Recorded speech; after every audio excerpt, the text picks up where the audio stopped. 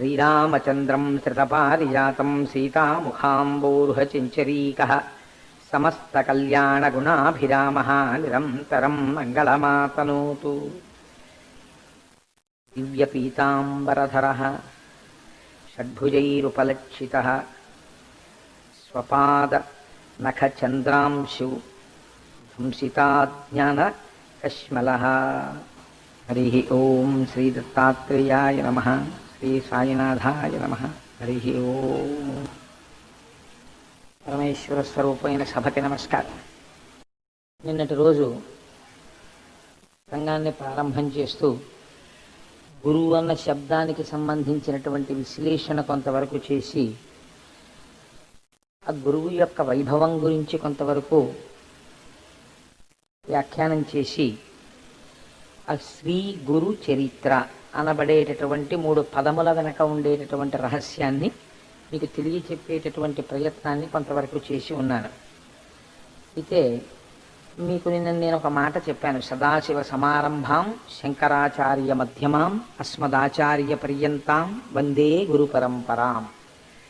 భగవంతుడు ఈ ప్రపంచమునందుండేటటువంటి జనుల యొక్క అజ్ఞానమును నివారించడం కోసమని ఒక గురుస్వరూపముగా తాను ఆవిర్భవించాలి అని నిర్ణయం తీసుకున్నప్పుడు ఆ వచ్చేటటువంటి గురువు కర్మ అనుభవించడానికి వస్తున్నాడా, లేకపోతే ఆయన కర్మ అనుభవించడానికి రాకుండా లోకమునకంతటికీ కూడా మార్గమును చూపించడానికి వస్తున్నాడా?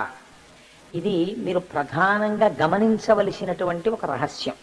ఇప్పుడు ఈశ్వరుడు అన్నవాడు ఒకడు ఉన్నాడు అనుకోండి, ఆయన భగవద్గీతలో స్పష్టంగా చెప్పేశాడు ఓ మాట, జన్మకర్మచ మే దివ్యం అన్నాడు. ఇక ఆయనతో మీకు గొడవ లేదు, ఆయనతో మీరు వాదించవలసిన అవసరం లేదు. నా జన్మ నా కర్మ దివ్యం, అవతల పో, నువ్వు నాతో దాని గురించి ఇక మాట్లాడక్కర్లేదని చెప్పాడు. ఎందుకంటే నా శరీరం వేరు, నేను కావాలనుకున్నాను, నేను పుచ్చుకున్నాను. అజాయమానో బహుధా విజాయితే శృతి ఒక్క మాటతో తేల్చి అవతల పారేసింది. అసలు పుట్టుకే లేదు ఆయనకి, కావాలనుకున్నాడు, పుట్టాడంతే. కాబట్టి ఆయన ఎలా అనుకున్నాడో, భక్తులు ఎలా అడిగారో, నేను అలాంటి స్వరూపాన్ని పుచ్చుకుంటాను.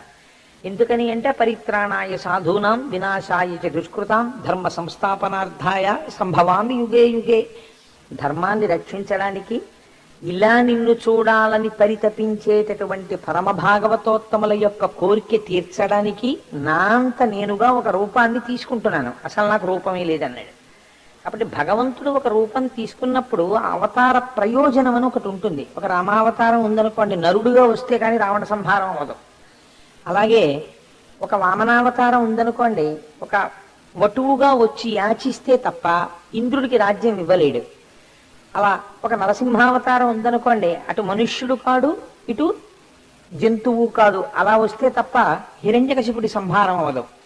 కానీ గురువుగా రావాలనుకున్నాడు అనుకోండి ఈశ్వరుడు, అప్పుడు జన్మకర్మచమే దివ్యం అని ఎలా అంటాడు? నా శరీరం వేరు, నా జన్మ వేరు, నా కర్మ వేరు అని అనగలడా గురువు విషయంలో? ఇది మీరు పరిశీలించవలసినటువంటి ఒక గొప్ప రహస్యం. ఈశ్వరుడు ఒక గురువుగా వచ్చాడు అనుకోండి, గురువుగా వచ్చినప్పుడు ఆయన అందరికీ సులభుడై ఉంటాడు. ఎందుకంటే ఒక గురుస్వరూపం కూర్చుని ఉందనుకోండి, ఎవరైనా పెడతారు గురువు దగ్గరికి, వెళ్ళి గురువు గారి పాదాలు పట్టుకుంటారు, గురువు గారికి నమస్కారం చేస్తారు. మరప్పుడు ఆ గురువు జన్మించడంలో మనందరం ఎలా జన్మిస్తామో అలాగే గురువు గారు కూడా జన్మిస్తారా? లేకపోతే గురువు గారి జన్మ వెనకాతల, గురువు గారి శరీరం వెనకాతల ఏమైనా దివ్యత్వం ఉంటుందా అంటే శాస్త్రం అంది, మనందరం ఎలా పుడతామో గురువు యొక్క జననము కూడా అలాగే ఉంటుంది. ఆయన కూడా మనందరం జన్మించినట్లే ఆయన జన్మిస్తాడు. అలా గురువు కానీ మొట్టమొదటే సులభుడై దిగి రాలేదనుకోండి, అసలు గురువు దగ్గరికి వెళ్ళడం కష్టమైంది. అందుకని గురువు మనలా సులభుడిగా, ఆయన కూడా ఏదో కర్మ అనుభవించడానికి వచ్చిన వాడిలా కనపడతాడు. కానీ ఆయన కర్మ అనుభవించడానికి వచ్చిన వాడు కాడు. ఆయన తన జ్ఞానము చేత కర్మని దాటిపోతాడు, జ్ఞానము చేత కష్ట సుఖాలని దాటిపోతాడు. ఇక్కడ మీకు ఆ గురు శబ్దం వెనకాతల, గురువు యొక్క జన్మ వెనకాతల, గురువు యొక్క జీవితం వెనకాతల ఉండే ఒక పెద్ద తేడాన్ని నేను ఆవిష్కరించవలసి ఉంటుంది. లేకపోతే గురు శబ్దానికి సామాన్యుడికి ఉండే తేడా ఏమిటి పసిగట్టడం కష్టం. నేను మిమ్మల్ని ఒక విషయాన్ని పరిశీలించమని అడుగుతాను, మీరు ఆలోచన చేయండి. మనం సాధారణంగా ఒక వెలితి మాట అని నేను అంటాను, మీరు మరోలా చిన్నబుచ్చుకోకండి. ఒక వెలితి మాట ఒకటి మాట్లాడతాం. మీరు ఒక గురువు గారిని ఆరాధన చేస్తున్నారనుకోండి, ఆయన యందు మీకు చాలా పూనిక, మా గురువు గారు చాలా గొప్పవారండి, పరమ భక్తుడు అని మీకు. ఆ గురువు గారికి ఒకసారి అనారోగ్యం చేసింది. ఆ గురువు గారిని హాస్పిటల్కి వెళ్ళారు, డాక్టర్ గారి దగ్గరికి వెళ్ళారు. డాక్టర్ గారు ఏదో వైద్యం చెప్పారు, ఆయన మందులు వేసుకున్నారు. వెంటనే వచ్చే ప్రశ్న ఏమిటంటే మనకి, గురువు గారికి కూడా అనారోగ్యం చేసి గురువు గారు కూడా హాస్పిటల్కి వెళ్ళి గురువు గారు కూడా డాక్టర్ దగ్గర మందులు ఇచ్చుకుంటే ఇంక గురువు గారి తపశ్శక్తి ఏమిటండి? గురువు గారు అనారోగ్యం రాకుండా చూసుకోవద్దా? ఆయనకు ఆ మాత్రం తపశ్శక్తి లేదా అంటాం. లేకపోతే గురువు గారి సెల్ ఫోన్ పోయిందనుకోండి, గురువు గారి వాచి పోయిందనుకోండి, అది గురువు గారి ఇంట్లో దొంగలు పడ్డారనుకోండి, దొంగలు పడి ఏవో ఎత్తుకుపోయారనుకోండి, ఇంకేమిటండి మా గురువు గారి భక్తి?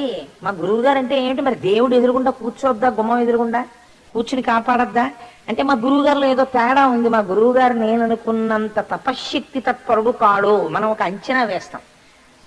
కాబట్టి గురువుకి సామాన్యుడికి విషయంలో ఏమైనా తేడా ఉంటుందా? ఉంటే ఎక్కడ ఉంటుంది? నేను ఒక ప్రశ్న వేస్తాను, మీరు ఆలోచించండి. సామాన్యులందరూ ఎలా చచ్చిపోతారో వ్యాధి వచ్చి, అలా రామకృష్ణ పరమహంసకి కంఠంలో రాచపుండు పుట్టింది, అంటే థ్రోట్ క్యాన్సర్ వచ్చింది ఆయనకి. రమణ మహర్షికి సర్కోమా వచ్చింది, చేతి మీద పుండు పుట్టింది, అది కూడా ఒక రకమైన రాచపుండు పుట్టింది. ఇలా వివేకానందుడికి తీవ్రమైన అనారోగ్యం చేసింది. మహాత్ములందరూ కూడా అనారోగ్యాలతో బాధపడ్డారు. ఇంకా మాట్లాడితే ఆ అనారోగ్యాలకి వాళ్ళు శరీరాలు వదిలిపెట్టారు. మరి అటువంటప్పుడు ఇంకా ఆయన గురువు గారు అని మీ పూనికి ఎలా నిలబడుతుంది? ఎక్కడ గురుత్వం వచ్చింది? ఎక్కడ ఆయన జ్ఞాని? ఆయనకి నాకు ఏమిటి తేడా? ఇది మీరు సునిశ్చితమైనటువంటి పరిశీలనకు సంబంధించిన విషయం. నేను ఈ మాట ఎందుకు చెప్తున్నానో తెలుసా అండి? ఇక్కడే మీరు గురువుని పట్టుకోగలరు. రమణ మహర్షి తరచు ఈ విషయంలోనే, ఆయనకి కోపం ఎప్పుడైనా వస్తే రమణ మహర్షికి ఈ ఒక్క విషయంలోనే వచ్చేది. గురువుని ఎంచుకునే ప్రయత్నం చేస్తూ గురువు యొక్క సమర్థత యందు విచారణ చేయడం మొదలు పెడతాడు భక్తుడు, శిష్యుడు. అది చాలా ప్రమాదకరమైనటువంటి విషయం. మీరు చూడండి, నేను రమణ మహర్షి మాటల్లోనే చెప్పాలి అంటే, ఒక తేనెటీగ ఉంటుంది, అది పువ్వు మీద మాత్రమే వాలి మకరందాన్ని తాగుతుంది. ఒక ఈగ ఉంటుంది, అది మలం మీద మాత్రమే వాలుతుంది. ఒక్కొక్కరికి ఒక్కొక్క రకమైనటువంటి అలవాటు ఉంటుంది, దాన్ని బట్టి వాళ్ళ సంస్కార బలం ఉంటుంది. గురువుకి సామాన్యుడికి ఎక్కడ తేడా ఉంటుంది అంటే, నేను మీకు తేలికగా అర్థం అవడానికి ఒక ఉదాహరణ చెప్తాను. కృష్ణ భిక్షు అని ఒక మహానుభావుడు ఒక అద్భుతమైన వ్యాఖ్యానం చేశాడు రమణ మహర్షి మీద. నేను దాన్ని ఆధారం చేసుకుని మీకు ఒక మాట చెప్తాను. గురువుకి మనకి తేడా ఎక్కడొస్తుందో తెలుసా అండి? రమణ మహర్షి శరీరముతో ఉన్న కాలంలో రమణ మహర్షికి సర్కోమా ఎలా వచ్చిందో, అలాగే ఇతరులకు కూడా సర్కోమా వ్యాధి వచ్చింది. సర్కోమా అంటే, సర్కోమా పుండు అండి, అది చేతి మీద వస్తుంది, ఎక్కడైనా వస్తుంది ఆ పుండు, అందులోంచి నెత్తురు కారుతుంటుంది. అయితే పుండు ఎంతమందికి రాదు? సర్కోమాకి ఉన్న లక్షణం ఏమిటంటారంటే, ప్రపంచంలో ఉన్నటువంటి నొప్పినంతటినీ తీసుకొచ్చి మీరు ఒక చోట కేంద్రీకరిస్తే ఆ నొప్పికే సర్కోమా అని పేరు. అది అంత బాధ పెడుతుంది. ఇప్పుడు రమణ మహర్షికి చేతి మీద సర్కోమా పుండు పుట్టింది, వేరొకరికి కూడా సర్కోమా వచ్చింది, వారికి చేతి మీదే పుండు పుట్టింది. రమణ మహర్షికి ఆపరేషన్ చేశారు, వారికి ఆపరేషన్ చేశారు. రమణ మహర్షిని మహాజ్ఞాని అన్నారు, ఆయన చేతిలోంచి కూడా నెత్తురు కారుతోంది, వేరొకరి చేతిలోంచి కూడా నెత్తురు కారుతోంది. రమణ మహర్షిని సద్గురువు అన్నారు, అవతల వారిని సంసారి అన్నారు. ఈయన ఎక్కడొచ్చింది తేడా? మరి అంత గొప్పవారైతే సర్కోమా రాకుండా చూసుకోవచ్చు కదా. చాలా మంది రమణ మహర్షి యొక్క కాలంలో ఈ ప్రశ్న వేశారు. రమణ మహర్షి కాలంలో ఏమిటండి, ఇప్పటికీ మీకు ఈ ప్రశ్న నడుస్తూనే ఉంటుంది. ఎందుకు అలా జరిగింది అంటే, జ్ఞానికి అజ్ఞానికి ఒక్కటే తేడా. ఏమిటో తెలుసా అండి? సుఖానికి దుఃఖానికి కూడా జ్ఞాని కేవలము సాక్షి. ఆయన సుఖమునందు తాదాత్మ్యత చెందడు, దుఃఖమునందు తాదాత్మ్యత చెందడు. ఒక సుఖాన్ని శరీరం అనుభవిస్తోంది అనుకోండి, ఆ సుఖాన్ని చూసి ఆయన ఏమంటాడంటే, ఈ శరీరము సుఖించుచున్నది అంటాడు. సుబ్బారావు గారు ఆ లైట్లు తీసేస్తే మనకున్న సమస్య ఏమిటి? మనకి శ్రవణేంద్రియంతో కదా. ఎందుచేతనంటే, నాకు సభ ఎలా కనపడుతోందంటే అందరూ తలస్నానం చేస్తున్న వాళ్ళలా కనపడుతోంది. అందుచేత వాళ్ళతో పాటు నేను కూడా చేయవలసి వస్తుంది. ఇవాళ ఎందుచేతనో చాలా మంది పాపం అవి కూడా ఏంటి బహుశా గురువుల గురించి వినకపోవడం వల్ల కదా ఇలాంటి జన్మలు వచ్చాయి. మనం కూడా ఒకసారి వింటే ఈ దౌర్భాగ్యం వదిలిపోతుంది అనుకున్నాయో ఏమిటో. ఎవరు ఎక్కువ బాధపడుతున్నారో వాళ్ళకి తెలుస్తుంది గురువు యొక్క వైభవం. అది ఒకనాడు గురువు వైభవాన్ని తెలుసుకోకపోవడం వల్ల కదా ఇలా పుట్టాం అని వాళ్ళది గురువు వైభవం వినడానికి అవి ఎక్కువ వచ్చేసినట్టున్నాయి. అంచేత దీపం ఆర్పేస్తే కూడా వినగలవా అన్నది మీరు ఒకసారి పరిశీలన చేద్దురు కానీ. కాబట్టి ఆ గురువు సాక్షిగా ఉంటాడు. సుఖం వచ్చిందనుకోండి ఆయన తాదాత్మ్యత చెందడు. ఈ శరీరము సుఖించుచున్నది అంటాడు. ఈ పదార్థము తీయగా ఉన్నది అని ఇది మురిసిపోతోంది అంటాడు. ఈ శరీరము ఇవాళ హాయిగా ఉన్నది అంటోంది అంటాడు. మీరు కూడా అంటారు మీకు తెలియకుండానే నొప్పెడుతోందండి అంటాడు. ఎక్కడ నొప్పి? మీ చెయ్యి నొప్పండి అంటాడు. ఏ చెయ్యి అంటాడు? ఈ చెయ్యండి అంటాడు. ఈ చెయ్యి అన్నప్పుడు చెయ్యి తాను కాదు, చెయ్యి వేరు. చేతికి ఉన్న నొప్పిని తాను తెలుసుకుంటున్నాడు. ఇది నొప్పెడుతోంది అని తెలుసుకుంటున్నాడు. ఇది నొప్పెడుతోందని తెలుసుకుంటున్నది ఎవరో అది నువ్వు. తెలియబడుతున్నది, చూడబడుతున్నది, తెలియబడుతున్నది అది వేరు. కానీ మనం ఏమవుతామంటే దీనితో తాదాత్మ్యత చెందుతాం. ఇది నేనని అమ్మో నొప్పెట్టేస్తోంది నొప్పెట్టేస్తోంది నొప్పెట్టేస్తోంది అంటాం. రమణులు సద్గురువు అయ్యారు, బ్రహ్మన్ అయ్యారు. ఆయన ఎందువల్ల? ఆయన దీన్ని సాక్షిగా ఉన్నారు. ఓహో ఈ శరీరమునకు ఒక పుండు పుట్టినది, ఈ శరీరము నేను కాదు, నేను కాని దానికి ఒక పుండు పుట్టినది. కాబట్టి నాకేమి బాధ? శరీరాన్ని ఎలా సాక్షిగా చూశానో శరీరానికి ఉన్న పుండుని అలాగే చూస్తున్నాను అన్నారు. ఇలా అందరు అనగలరా? అందరు అనలేరు. ఇలా అనగలిగిన వాడెవడో, సుఖ దుఃఖములకు ఎవడో సాక్షిగా మాత్రమే ఉండగలుగుతున్నాడో వాడు జ్ఞాని, వాడు సద్గురువు. ఇది నోటితో చెప్పినంత తేలిక కాదు, చాలా కష్టం. ఇటువంటి మహాజ్ఞాన సంపన్నుడైనటువంటి గురువు కొన్ని కోట్ల కోట్ల కోట్ల మందిలో ఒక్కడే పుడతాడు. ఎందుకు పుడతాడో తెలుసా అండి? గురువుకి 2 లక్షణాలు ఉండాలి, ప్రధానమైన లక్షణాలు. తాను తరించాలి, విషయమును ముందు తాను బాగా అర్థం చేసుకోవాలి, తను తెలుసుకోవాలి, దాని యందు మనసు రమించాలి. వేరొకరికి బోధ చేసేటప్పుడు వష్ ఇంతేనా అన్నంత సులభంగా చెప్పగలగాలి. ఈ 2 లక్షణాలు ఏకకాలమనందు ఉండాలి. చెప్పగలిగి తాను అనుభవించలేకపోయాడు అనుకోండి, అనుభవంలో లేనిది కృతకంగా ఉంటుంది. ఒకవేళ తాను అనుభవించిన దాన్ని చెప్పలేకపోయాడు అనుకోండి, శిష్యులకి అందించలేడు. కాబట్టి 2 లక్షణములు గురువునందు ఉండాలి. ఇంతటి మహాజ్ఞాని పుట్టడం అంటే అంత తేలికగా ఎలా పుడతాడు మీరు ఆలోచించండి.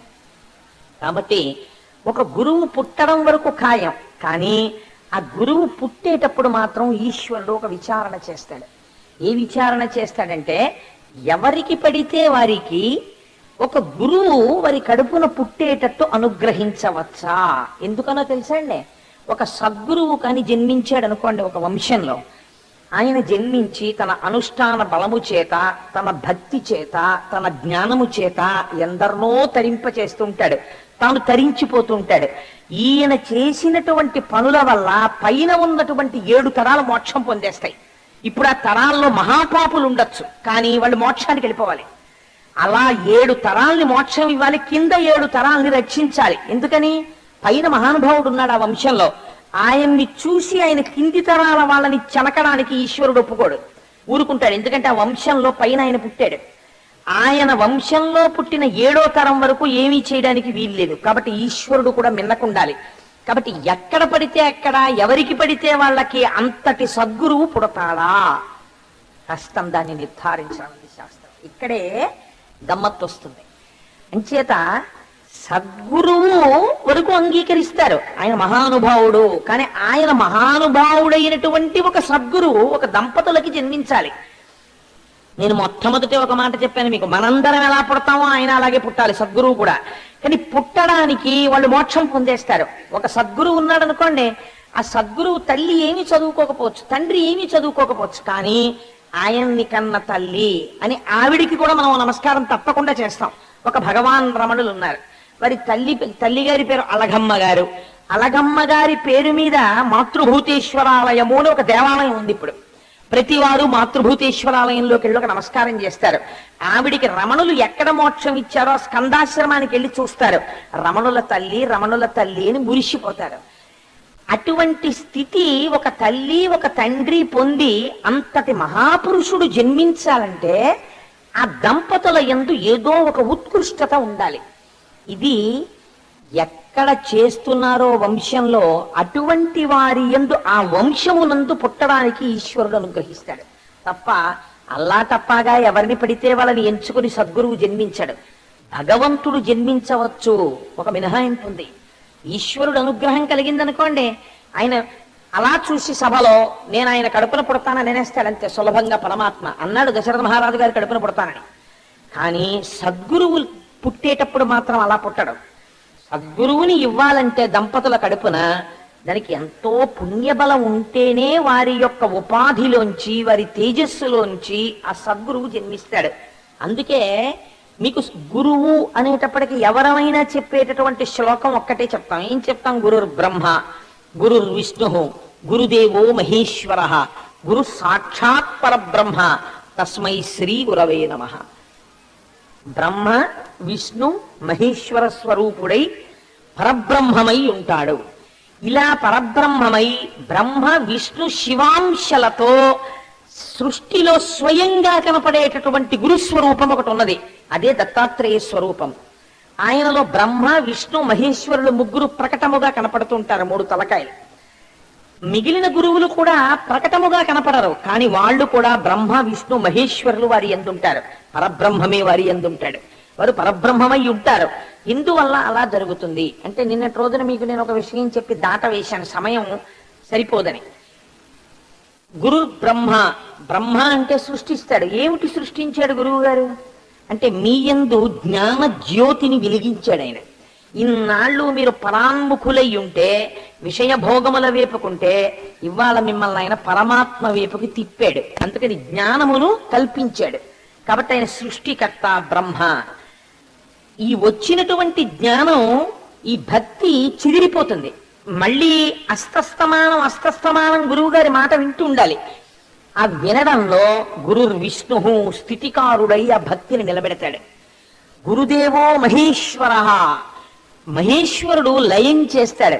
ఏది లయం చేస్తాడు అంటే, లయం అంటే ఏదో చంపేయడం అనుకోకండి మీరు. లయం అంటే నిద్రాకాలిక సుఖాన్నివ్వడం కూడా స్వల్పకాలిక లయము అని పిలుస్తారు.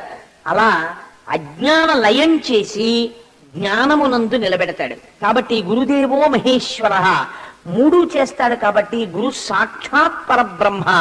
ఆ 3 ఏకరూపుడైనటువంటి గురువు పరబ్రహ్మ స్వరూపుడై ఉన్నాడు.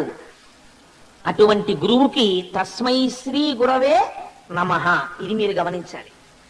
తస్మై శ్రీ గురవే నమః ఏమిటి? గురువు గారికి ఆ మాట మేము ఒప్పుకోమండి. తస్మై శ్రీ గురవే నమః ఏమిటండి? గురువుకి నమస్కరించడం ఏమిటి? మేము నమస్కారంతో ఒప్పుకోం. మేము గురువు గారికి ఒక శాలువా ఇస్తాం అని మారుస్తాం శ్లోకాన్ని. లేకపోతే గురువు గారికి స్వర్ణ కంకణాలు ఇస్తాం, లేకపోతే గురువు గారికి కనకాభిషేకం చేయిస్తాం. ఏదో మేము సత్కారం చేస్తాం గురువు గారిని. అంతేగాని గురువు గారికి నమస్కారం చేయడం ఏమిటి? కాదు. ఎందుకు నమస్కారం చేయడం అన్నారో తెలుసా అండి? పరమేశ్వరుడు ముందు గురువు ముందు ఇద్దరు ముందు చెయ్యవలసినది ఒక్కటే. ఏది చెయ్యాలి అంటే, గురువు కనపడగానే ఈ చెయ్యి కలిపి శిరస్సుని దీనికి తాటించి ఇలా వంచి నమస్కరించాలి. అంటే 5 జ్ఞానేంద్రియాల్ని 5 కర్మేంద్రియాల్ని 11వ బుద్ధి స్థానాన్ని ఈ 11ంటిని శరణాగతి చేసి నీ పాదముల దగ్గర విడిచిపెట్టాను. వీటిని మార్చగలిగినటువంటి మహాపురుషుడవు నీవు అని అంగీకరించడం తస్మై శ్రీ గురవే నమః. అంతకన్నా ఆయన కోరుకునేది ఏది ఉండదు.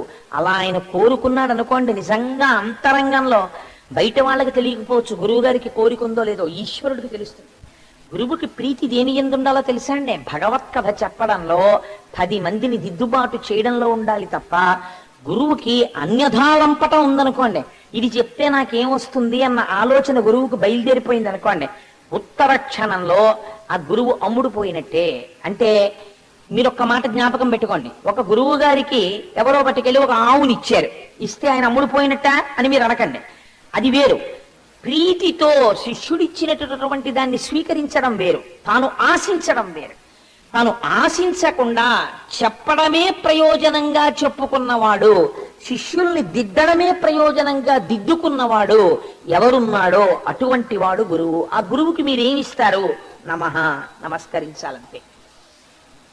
కాబట్టి ఇప్పుడు ఆ గురువు జన్మించాలి. మొట్టమొదటి గురువు బ్రహ్మ విష్ణు శివస్వరూపాలతో రావాలి. ఇప్పుడు ఏ దంపతులకు ఇవ్వాలి ఇటువంటి వరం? ఇది గొప్ప ప్రశ్న వచ్చింది. ఇలాంటి సద్గురువు మొట్టమొదట సృష్టిలో ఒక దంపతుల కడుపున జన్మించాలి. ఏ దంపతులకు ఇవ్వము అని అడిగారు. అడిగితే చూడండి ఎంత కథ నడిచిందో. ఒక సద్గురు జననం అంటే ఎంత గొప్పగా ఉంటుందో. ఇది చరిత్ర అంటే, చరిత్ర అంటే వెనకకి చూడు. నీవు కూడా ఇటువంటి పుణ్యము చేయగలవా? చేయగలిగితే నీ వంశంలో కూడా పుడతారు అట్లాంటి మహాపురుషులు. కాబట్టి ఎంత చిత్రమైన మాట అంటారంటే, ఒకనొకప్పుడు చతుర్ముఖ బ్రహ్మగారు సప్తర్షులని సృష్టి చేశారు. వాళ్ళు ఆయన యొక్క మానసపుత్రులు. ఋషులను సృష్టించి మీరందరూ కూడా తంతువుని తెంపకుండా ఈ ప్రజోత్పత్తిని చెయ్యండి, అంటే సంతానమును కనండి అని ఆజ్ఞాపించాడు ఆయన. ఆ సప్తర్షులలో అత్రి మహర్షి ఒకరు. ఆయన పేరే చిత్రమైన పేరు. ఆయన పేరేమిటో తెలుసా అండి? అత్రి. అత్రి అంటే ఏమిటి? త్రి అంటే మూడు. అత్రి అంటే మూడు లేనివాడు. ఏ మూడు లేనివాడు? సత్వము, రజస్సు, తమస్సు అని మూడు గుణాలు ఉంటాయి. ఈ మూడు గుణాలతోటే మన జీవితం అంతా వెళ్ళిపోతూ ఉంటుంది. ఈ మూడు గుణములను దాటి గుణాతీతమైన స్థితిని పొందినవాడెవరో ఆయన అత్రి. అటువంటి మహానుభావుడు. ఇప్పుడు ఆయనకి తగిన భార్య రావాలి. ఎవరా భార్య? అనసూయ. ఆవిడెక్కడ జన్మించింది? కర్దమ ప్రజాపతి, దేవహూతి వారిద్దరికీ జన్మించినటువంటి కుమార్తెలలో ఒకరు అనసూయ. అనసూయ అంటే ఏమిటండి అర్థం? ఆ పేరు వెనకాతలుంది. అందుకే రామాయణం అయోధ్యకాండలో ఒక మాట అన్నాడు అత్రి మహర్షి. ఎంత గొప్ప మాట చెప్పాడో తెలుసా అండి? అనసూయమ్మని చూపించి ముగ్గుబుట్టు అయిపోయింది తలకాయ ఆవిడికి. గాలికి అరిటి చెట్టు కదిలినట్టు ఆవిడ వణికిపోతోంది. వణికిపోతుంటే సీతమ్మని తీసుకుని రాముడు ఆ పర్ణశాలలోకి వచ్చాడు. అత్రి మహర్షి సీతారాముల్ని చూడగానే రాముణ్ణి పిలిచి సీతమ్మని పిలిచి అన్నాడు, ఈవిడ అనసూయ నా భార్య. ఈవిడ మనుష్యుల చేత కాదు, సమస్త భూతముల చేత నమస్కరింపబడడానికి యోగ్యురాలు. ఆవిడికి నమస్కరించండి. ఎంత పెద్ద మాట అండి ఇది! అత్రి మహర్షికి తెలియదా వచ్చిన సీతమ్మ లక్ష్మీదేవిని? ఈవిడికి నమస్కరించని చెప్పాడు. ఆవిడ వెంటనే నమస్కరించి, అమ్మ మీరు కుశలమా అని అడిగింది. ఎందుకు ఆవిడంత గొప్పదైంది మీకు విచారణ చేసి చెప్తాను. కాబట్టి ఆవిడ పేరు అనసూయ. అనసూయ అంటే ఏమిటి? అసూయ లేనిది. అసూయ అంటే ఏమిటి? శాస్త్రం అంది అసూయ ఉన్నది అని ఎలా తెలిసిపోతుందో తెలుసా? ఎదుటి వారిలో ఉన్న గుణమును దోషముగా చెప్పడమే అసూయ అని తెలిసిపోతుంది. అవతల వారి యందు ఒక గుణం ఉంది, అందరికీ అది మంచి గుణంగా కనపడుతోంది, ఒక్కడికి మాత్రం దోషంగా కనపడుతోంది. వాడొక్కడు వాడికి ఆ దోషం ఉందండి ప్రచారం చేస్తున్నాడు. వాడికి ఒక్కడికే దోషంలా కనపడుతోందంటే ఈయన యొక్క గుణమును వాడు శ్లాఘించలేని స్థితిలో ఉన్నాడు. గుణమున్నవాడు గుణము చేత వృద్ధి పొందుతాడు. ఈ గుణమును చూడలేని వాడు అసూయ చేత నశించిపోతాడు. కాబట్టి అసూయ వ్యాధి. ఎదుటివారి గుణమును ఔన్నత్యమును అంగీకరించలేకపోవుట, దీనికి అసూయ అని పేరు. అనసూయ, ఈవిడికి అసూయ లేదు. ఎలా లేకుండా ఉంటుందండి? మనుష్య ఉపాధిలో ఉన్న తర్వాత ఒక్కసారి కాకపోతే ఒకసారి. నేను ఒక మాట అంటే తల్లులు నా మీద కోపగించకండి. నాకు స్త్రీల పట్ల చాలా మర్యాద ఉంది, చాలా గౌరవం ఉంది. నేను ఎప్పుడు సభాముఖంగా తప్పు చేసి మాట్లాడను, వాళ్ళని తక్కువ చేసి మాట్లాడను. కానీ నేను ఇవాళ ఒక మాట అంటే నా మీద కోపగించకండి. స్త్రీకి సహజముగా కించిత్ అసూయని చెప్తారు శాస్త్రంలో. అటువంటిది అసూయని తీసుకెళ్లి అనసూయకి చెప్పడం ఏమిటి? ఒక స్త్రీకి చెప్పడం ఏమిటి?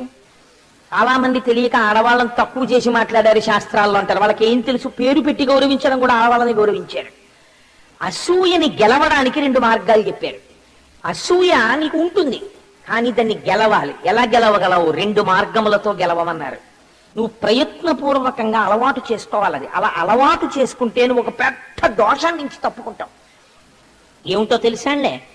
ఇంత గుణము అవతల వారిలో కనపడితే నీకన్నా వారికి అధికమైన గుణములు ఉన్నాయి అని నీకు అనిపించగానే నీ మనస్సుకి ఒక అలవాటు చెయ్యాలి.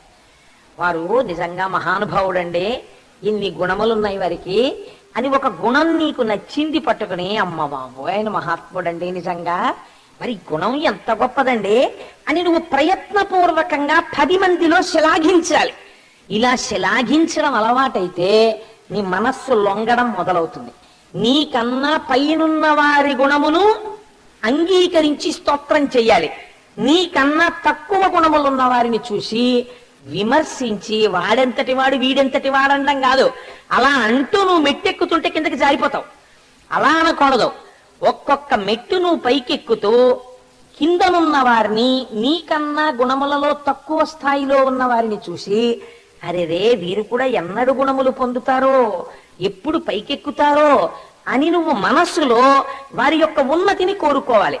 ఈ 2 రకములైనటువంటి నడువడి చేత బాగా జ్ఞాపకం పెట్టుకోండి. మీకన్నా అధిక గుణములున్న వారిని చూసి శ్లాఘించాలి. వారిలా నేనైతే బాగుండు అనాలి.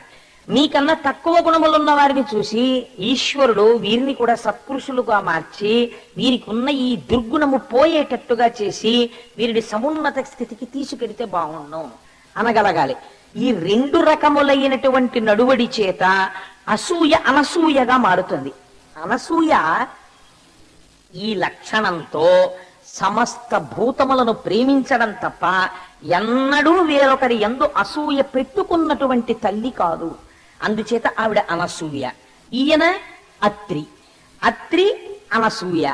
వీళ్ళిద్దరూ ఎటువంటి స్త్రీ పురుషులండి? ఇది దాంపత్యం అంటే. ఇది ఎవరు నిర్ణయించాలి?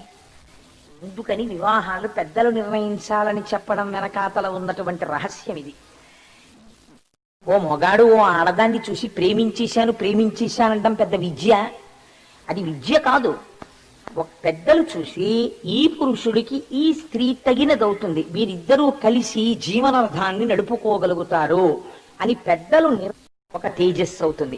ఈ చంద్రుడు క్షీరసాగర మదనంలో వచ్చినటువంటి చంద్రాంశతో కలిసి ఆకాశమునందు చంద్రబింబమై ప్రకాశిస్తాడు. ఇవాళ మనం చూస్తున్నటువంటి చంద్రుడి యొక్క తేజస్సు మనం బ్రతకడానికి కారణమైన ఓషధుల యొక్క ప్రకాశము, మన మనస్సుకి అధిష్టానమైనటువంటి చంద్రుడు అత్రి మహర్షి యొక్క తపశ్శక్తి. ఇది అత్రి మహర్షి అంటే. బ్రహ్మచారి అయి అటువంటి తపస్సు చేశాడు మహానుభావుడు. ఈ వరం ఇస్తే చాలా సంతోషించాడు. బ్రహ్మచారి శహభాష్ అన్నాడు, వెళ్ళాడు, మళ్ళీ తపస్సు చేసుకుంటున్నాడు. అలా తపస్సు చేసుకుంటున్నటువంటి అత్రి మహర్షి కొంతకాలం అయిపోయిన తర్వాత కర్దమ ప్రజాపతి దేవహూతిలకి కుమార్తెగా జన్మించినటువంటి అనసూయమ్మనిచ్చి వివాహం చేశాడు. వివాహం చేస్తే అనసూయమ్మ మహాపతివ్రత అయినది. మహాపతివ్రత అన్న మాటకి అర్థం ఏమిటో తెలుసా అండి? ఇది చాలా గంభీరమైనటువంటి మాట యథార్థమనకు. మీరు ఒక్క విషయం ఆలోచించండి. రావణుడు దుష్టుడు, వాల్మీకి మహర్షి చెప్పారు. రావణుడు దుష్టుడు, మండోదరి మహాపతివ్రత. వాలి దుష్టుడు, తార మహాపతివ్రత. ఇంద్రుడు అప్పుడప్పుడు తప్పు చేసినట్టు కనపడతాడు, శచీదేవి మహాపతివ్రత. సీతమ్మ మహాపతివ్రత. రాముడు దోషము లేనివాడు. దోషము లేని రాముడికి భార్యయే భర్తని అనుగమించినటువంటి సీతమ్మ మహాపతివ్రతే. పరమదుష్టుడై లోకంలో ఉన్న ఆడవాళ్ళందరినీ ఎత్తుకొచ్చి అనుభవిస్తానన్న రావణాసురుణ్ణి అనుగమించిన మండోదరి పతివ్రతే. తన తమ్ముడైనటువంటి సుగ్రీవుడు బ్రతికి ఉండగా తమ్ముడి భార్య అయినటువంటి రుమని తెచ్చి తన భార్యగా అనుభవించినటువంటి వాలి భార్య అయిన తార వాలిని అనుగమించి పతివ్రతే. అదేమిటండి అలా ఎలా కుదురుతుంది? అందరు పతులు ఒకలా లేరు కదా, ఒక్కొక్కరు ఒక్కొక్కలా ఉన్నారు. ఒకడు మంచివాడు, ఒకడు చెడ్డవాడు. కానీ భర్తని అనుసరించిన వాళ్ళు మాత్రం పతివ్రతలే. అదే అలా ఎలా కుదురుతుందండి ఈ నిర్వచనం? ఇది తెలియాలంటే నువ్వు అనసూయమ్మ గురించి వినవా అన్నారు. అనసూయమ్మ గురించి విన్నంత మాత్రం చేత పాపాలు ఎగిరిపోతాయి. ఆ తల్లికున్న గొప్పతనం ఏమిటో తెలుసా అండి? వివాహమైనది మొదలు పతిని అనుగమించడము, పతి చెప్పినది ధర్మముగా పాటించడము తప్ప వేరొకటి ఆవిడికి తెలియదు. అందుకే రామాయణంలో అయోధ్యకాండకు ఒక్కదానికి ఒక గమ్మత్తుంది. అయోధ్యకాండ ప్రారంభం చేసేటప్పుడు వాల్మీకి మహర్షి ఒక చిత్రమైన మాటతో మొదలుపెట్టారు. గచ్చత అని మొదలెట్టారు. గచ్చత మాతులకు లంభరతేన తదానగ శత్రుఘ్నో నిత్య శత్రుఘ్నో నీత ప్రీతి పురస్కృత అన్న శ్లోకంతో మొదలుపెట్టారు. గచ్చత అంటే వెళ్ళిపోయింది అని. వెళ్ళిపోయాడు. అయోధ్యకాండలో అన్నీ వెళ్ళిపోయాయి. అయోధ్యకాండ వరకు అంతఃపురంలో అందరూ కలిసి ఉన్నారు.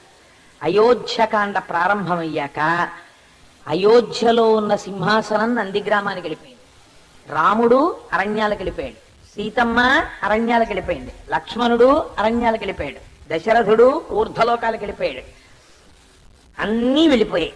అన్నీ వెళ్ళిపోతాయి ఈ కాండలో అని చెప్పడానికి గచ్చత అని మొదలెట్టారు. ఈ వెళ్ళిపోవడం అనేటటువంటిది ఇంకా శుభంతో మళ్ళీ తిరగాలి.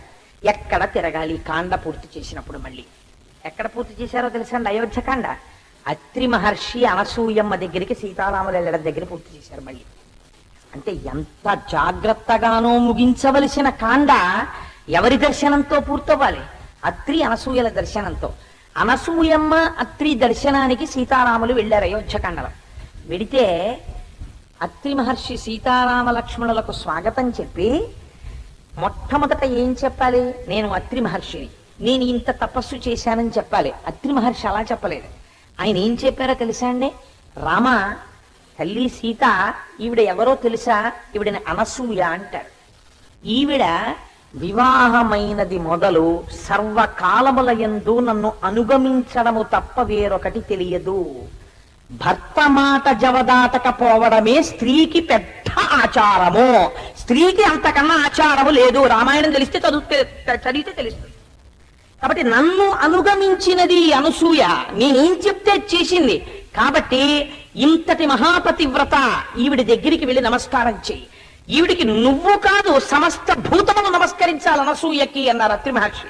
ఇది ఎవరిచ్చిన సర్టిఫికెట్ అండి? అత్రి మహర్షి 3 గుణములకు అతీతమైన వాడు ఇస్తున్నాడు. మా ఆవిడని చెప్పి సర్టిఫికెట్లు ఇచ్చుకున్నవాడు కాడు అత్రి మహర్షి అంటే. వెంటనే సీతమ్మ నమస్కరిస్తే ఒడిలిపోయి కదిలిపోతున్నటువంటి అనసూయ సీతమ్మ చెయ్య పట్టుకుని లోపలికి తీసుకెళ్లి కూర్చోపెట్టి, సీతా నువ్వు భాగ్యవంతురాలివి అని అంటే సీతమ్మ చిరునవ్వు నవ్వింది. ఏమిటి సీతమ్మ భాగ్యం? అప్పుడు రాజ్యమా పోయింది భర్తకి, అరణ్యవాసమా పట్టింది, పుట్టిందా జనకుడి ఇంట్లో, మెట్టిందా దశరథ మహారాజు గారి ఇల్లు, కట్టుకున్నదా రామచంద్రమూర్తిని, ఇప్పుడున్నదా దండకారణ్యంలో, కనీసం భర్త కాళ్ళకి పాదుకలు లేవు. ఇంత పరాక్రమం ఉండి కూడా చేతకాని వాళ్ళ కైకమ్మ వరాలు కోరిందని అరణ్యానికి వచ్చాడు. అరణ్యానికి వస్తే ఆయన వెంట అనుగమించి వచ్చింది. ఈవిడ మనస్సులో భర్త చేతకానివాడు, తెలివి తక్కువవాడు అన్న భావన ఉన్నదా? భర్త పరమధర్మాత్ముడు అన్న భావన ఉన్నదా? ఎన్ని పూజలు చేస్తే ఎవడికి కావాలి, ఎన్ని పునస్కారాలు చేస్తే ఎవడికి కావాలి? భర్త ఎడ్డెం అంటే భార్య తెడ్డెం ఉంటుంది. ఆవిడ దృష్టిలో ఎప్పుడూ భర్త చేతకానివాడే. అది చిల్లుకుండలో పోసిన నీరు ఆ ఉపాసన. కాబట్టి ఇప్పుడు ఏమైంది అంటే సీతమ్మని అందుకుని ఈ ప్రశ్న వేసింది అనసూయమ్మ, నువ్వు భాగ్యవంతురాలివి. సీతమ్మ నవ్వింది. ఆవిడకి అర్థమైంది. ఏమనాలి వెంటనే సీతమ్మ? ఏమిటమ్మా మీరు కూడా అలా అంటారు? ఏముందమ్మా మాకు భాగ్యం, క్షత్రియులం, ఎక్కడో ఉండవలసిన వాళ్ళం, కందమూలాలు తింటూ అడవిలో తిరుగుతున్నాం. ఇప్పుడు పాపమ్మ ఆయనకి ఏం లేదమ్మా అనాలి కదా. చిరునవ్వు నవ్వి ఆవిడంది, అవును నాకన్నా భాగ్యవంతురాలెవరు అంటే ఇప్పుడు అనసూయమ్మంది, నీ స్వజనాన్ని, నీ ఐశ్వర్యాన్ని, నీకున్న సమస్తాన్ని, నీ పుట్టింటి వారిని కూడా విడిచిపెట్టి ఇంత గొప్ప భర్త అని భర్తలో ఉన్న సుగుణమును మాత్రమే దర్శనము చేసి భర్త వెంట వచ్చావు. నిజంగా రాముడు అన్ని సుగుణాభిరాముడైన ఆయన వెనక చూద్దామంటే ఏం దుర్గుణాలు లేవు. కానీ చూడాలనుకున్న వారికి కనపడవండి దుర్గుణాలు. నిజంగా సీతమ్మ భార్యా కోణంలోనే చూసింది అనుకోండి, ఏమిటండి మీ చేతకాంతనం, ఎందుకంటే విశ్వామిత్రుడి దగ్గర వశిష్ఠుడి దగ్గర నేర్చుకోవడం అవన్నీ. ఒక శాస్త్రం వేయలేదు, ఓ శాస్త్రం వేయలేదు. మీ నాన్నగారేమో మీ పిన్నికి ఇచ్చేట వరాలు, మీరేమో సత్యవాక్య పరిపాలన అని వచ్చేసారా? ఎందుకండి కష్టాలు ఇవన్నీ? ఏ రాక్షసుడో గుట్టుకుని నన్ను మింగేస్తే మీ కళ్ళు చల్లబడతాయి, నేరకపోయి చేస్తున్నాను, ఎందుకు వచ్చినట్టు మిదిలో ఎందుకు ఎత్తినట్టు శివధనస్సు, నా కర్మ కొద్దీ వచ్చారు మీరు అనాలి. ఒక మాట ఆవిడ అలా అన్నట్టు రామాయణంలో నాకు చూపించండి. అలా అనలేదు కాబట్టే సీతమ్మ మహాపతివ్రత అయింది. ఒక స్త్రీ స్థాయి ఎటువంటిదో మీరు ఆవిడ నడువడి బట్టి, ఆవిడ మాట్లాడే మాటల్ని బట్టి మీరు చెప్పేయచ్చు. ఎన్ని పూజలు చేసినా, ఎంత గొప్ప ఇంట్లో పుట్టినా, తానెంత గొప్పదాన్నని ఆవిడ అనుకుంటున్నా ఆవిడ తన భర్త పట్ల ప్రవర్తించే ప్రవర్తన గీటురాయి. వాలి ధూర్తుడని తెలుసు తారకి, మహాపతివ్రత అయింది. రావణుడు ధూర్తుడని తెలుసు మండోదరికి, మహాపతివ్రత అయింది. రావణుడు నాశనం అయ్యాడేమో, మండోదరి మహాపతివ్రతగానే నిలబడిపోయింది. పతిని అనుగమించడంలో భార్యకి ఆ గొప్పతనం. ఎందుకంటే పురుషుడికి ఉపాసనలో పరమాత్మ కాళ్ళు నేను పట్టాలి అనుకున్నాను అనుకోండి, నాకు వెంకటేశ్వర స్వామి వారి ఏకాంత సేవ జరుగుతుంటే వెంకటేశ్వర స్వామి వారి కాళ్ళు పడుతూ జో వచ్చుతానంద జో జో ముకుంద అని పాడాలనిపించింది అనుకోండి, నేను ఎప్పుడూ ఆయన్ని అలాగ ఆయన నాకు ప్రత్యక్షం అయిపోయే పట్రా కోటేశ్వరరావు కాళ్ళు అంటే పట్టాలి. ఒకటో మార్గం. అదంత సులభ సాధ్యమా? రెండోది, నేను ఇంకోలా పట్టగలను. ఎలా పట్టగలను? నేను ధ్యానమగ్నుడనైతే నా మనస్సుని అరికడితే, నా బాహ్యమునందు నేత్రములు మూసేస్తే పరమాత్మ పాదములను ఇక్కడ దర్శనం చేసి నేను ఆయన పాదములు పట్టగలను. మనస్సుని నియంత్రించడం అంత తేలిక కాదు. కానీ స్త్రీకి ఉన్న గొప్ప అదృష్టం ఏమిటో తెలుసా అండి? ఆవిడికి ఏకాంత సేవ చెయ్యాలనిపించింది అనుకోండి వెంకటేశ్వర స్వామికి. ఆయన పడుకున్నప్పుడు ఒకసారి ఆయన కాళ్ళ దగ్గరికి వెళ్ళి పాదాలు పడుతూ జో అచ్యుతానంద జో జో ముకుంద రావే పరమానంద రామ గోవింద అంటూ కాళ్ళు ఒత్తిందనుకోండి, ఇక్కడ వెంకటేశ్వర స్వామి కాళ్ళే ఇవి అనుకుని కాళ్ళు ఒత్తుతోంది అనుకోండి. ఒత్తితే ఏమవుతుందో తెలుసా అండి? వెంకటేశ్వర స్వామి వారి కాళ్ళొత్తిన ఫలితమే ఆవిడ ఖాతాలో వేస్తారు. గమ్మత్ ఏమిటో తెలుసా? ఒకవేళ భావన ఆవిడికి లేదనుకోండి, ఆవిడికి లేకుండా ఏ కాళ్ళు పట్టవే కాసేపు అన్నాడు అనుకోండి ఆయన, అబ్బా నాకు నిద్ర వస్తుంది కానీ సర్లే పాపం ఏదో అడిగాడు కదా అని కాళ్ళు పడుతోంది అనుకోండి, కాస్త ఏదో పట్టేసి పడుకుందాం అన్న భావనతో పట్టింది ఆవిడ. కానీ శాస్త్రం ఎంత మర్యాదగా మాట్లాడిందో తెలుసా అండి? అలా పట్టినందుకు పరమాత్మ కాళ్ళు పట్టిన ఫలితమే వేస్తారు. భర్తకి అన్నం వండి పెడితే ఈశ్వరుడికి మహానైవేద్యం పెట్టిన ఫలితమే స్త్రీకి ఖాతాలో వేస్తారు. పురుషుడికి మహానైవేద్యం పెట్టిన ఖాతా ఫలితంలో పడాలంటే వాడు ఖచ్చితంగా మహానైవేద్యమే పెట్టాలి, తప్ప ఇంకోటి లేదు. ఆవిడ భర్తకి గరిటెతో నిలబడి టక పప్పు కూర వడ్డించేసింది అనుకోండి, ఈశ్వరుడే వచ్చి తిన్నట్టు. వీడు అగ్ని కార్యం చేసి హవిస్సిస్తేనే తింటాడు పరమేశ్వరుడు. ఆవిడికి ఆ బాధ లేదు, ప్రతి నిత్యం పరమాత్మ సేవ చేసేస్తుంది. ఇంకో గమ్మత్తు ఏమిటో తెలుసా అండి? ఈవిడ చేస్తున్న పుణ్యంలో ఫలితాన్ని భర్తకి, కానీ భర్త చేసిన పూజలో పుణ్యంలో అర్ధ భాగం ఆవిడ ఖాతాలో వేసేస్తాడు. ఒక మహాపురుషుడికి ఇల్లాలయ్యింది అనుకోండి, ఆయన ఈవిడ ఇద్దరు శరీరాలు వదిలిపెట్టేశారనుకోండి, ఇద్దరిలో ముందెవరు తరించేస్తారో తెలుసా? భార్య. కారణం ఏమిటో తెలుసా అండి? ఒకటి, అటువంటి వాడికి వండి వడ్డిస్తోంది, ద్విగుణీకృత పుణ్యం. ఎందుకని? ఒకటి పరమాత్మ రూపం, రెండు భక్తుడు, భగవంతుడికి అత్యంత ప్రీతిపాత్రుడు. ఆయనకు వండి పెట్టినందుకు భార్య అయినా సరే ఆయన పొంగిపోతుంటాడు, వీడికి అన్నం వండి పెడుతోంది ఇదని. కాబట్టి ద్విగుణీకృత పుణ్యం. దీనికి తోడు తాను చేసుకున్న పుణ్యం, తను ఎప్పుడో గోవింద అందనుకోండి, ఆ పుణ్యం ఆవిడదే. కాబట్టి ఇప్పుడు ఏమైంది? ఈయన పుణ్యంలో సగం ఆవిడ చేసుకున్న పుణ్యం కలిపి ఆవిడ ఖాతాలో ఉంటాయి, ఈయన చేసుకున్న పుణ్యంలో సగమే ఈయన ఖాతాలో ఉంటుంది. ఇద్దరు శరీరాలు పడిపోయేటప్పటికి ఆవిడ ఖాతాలో ఎక్కువ ఉంటుంది, ఈయన ఖాతాలో తక్కువ ఉంటుంది. కాబట్టి ఏది అదృష్టం? అందుకే 7 తరాలు చూసి ఒక మంచివాడి చేతిలో ఆడపిల్లని పెట్టడానికి కారణం అది. భక్తుడైన వాడికి ఇస్తారు పిల్లని తీసుకెళ్ళి, ఎందుకని తరింప చేస్తాడు తన కూతురునని చెప్పి. అంతేకాని వేరొకటి ఆ ప్రమాణము కాదు. కాబట్టి చూడండి ఎంత గమ్మత్తో, అత్రిని అనుగమించినది అనసూయ. అంతే ఆవిడ పాతివ్రత్యం, అంతే మహాపతివ్రత అయిపోయి కూర్చుంది ఆవిడ. ఇప్పుడు ఆవిడ ఏం చేసింది పాతివ్రత్యంతో అంటే మీకు గమ్మత్తు చెప్తాను. అత్రి మహర్షి అన్నారు, ఒకానొకప్పుడు 10 సంవత్సరములు కాటకం వచ్చింది ప్రపంచం అంతా. ఎటువంటి కాటకమో తెలుసా? చెట్లు పుట్టలు అన్నీ కూడా తమంత తాము కాలిపోయాయి, అంత వేడి పుట్టేసింది ప్రపంచంలో. అప్పుడు ఈ అనసూయమ్మ ఏం చేసిందో తెలుసా? సీత, నన్ను అనుగమించినటువంటి పాతివ్రత్య బలంతో గంగా నదిని ప్రవహింపచేసినది ఇంకిపోకుండా. చెట్లని మూలములను నిలబెట్టి అవి చచ్చిపోకుండా నీరు లేకుండా బ్రతికించి పళ్ళు పండించి జనులను కాపాడినది అది అనసూయం. అంటే ఇంత శక్తి ఎక్కడి నుంచి వచ్చిందో తెలుసా? నన్ను అనుగమించడంలో వచ్చింది. అటువంటి మహాపతివ్రత సేవించావిండి. ఏమిటండి అలా అంటున్నారు? అనలేదు రాముడు. సేవించు సీత అనసూయమ్మనన్నాడు. ఆ అనసూయమ్మంది చూసి, ఓ సీతమ్మ, నువ్వు ఎంత భాగ్యవంతురాలివి! పతిని కట్టుకున్నందుకు సదాచారమేమి? భర్త మాట వినడమే. భర్త ఎడ్డమంటే తను తెడ్డమని, భర్త చెయ్యమన్నది కాకుండా తన సొంత బుద్ధికి తోచింది తాను చేసి, తాను చేసిన దాని చేత తానేదో ఉత్కృష్టతని పొందుతున్నాననుకున్నది భ్రష్టాచారము. అది స్త్రీకి ఆచారమే కాదు, దురాచారము. మీరు రామాయణం చదవండి, నేను అబద్ధం చెప్పానేమో. అనసూయమ్మ చెప్పింది సీతమ్మ తల్లితో, నేను భర్తని అనుగమించాను, నువ్వు భర్తని అనుగమించి వస్తున్నావు. సీత కొందరు స్త్రీల యందు మనస్సులో వారికి తెలియకుండానే కామమోహితులవుతారు. కామం అంటే తుచ్చ కామమే కామము కాదు, మేము చాలా గొప్ప పనులు చేస్తున్నామన్న విర్రవీగు ఉంటుంది.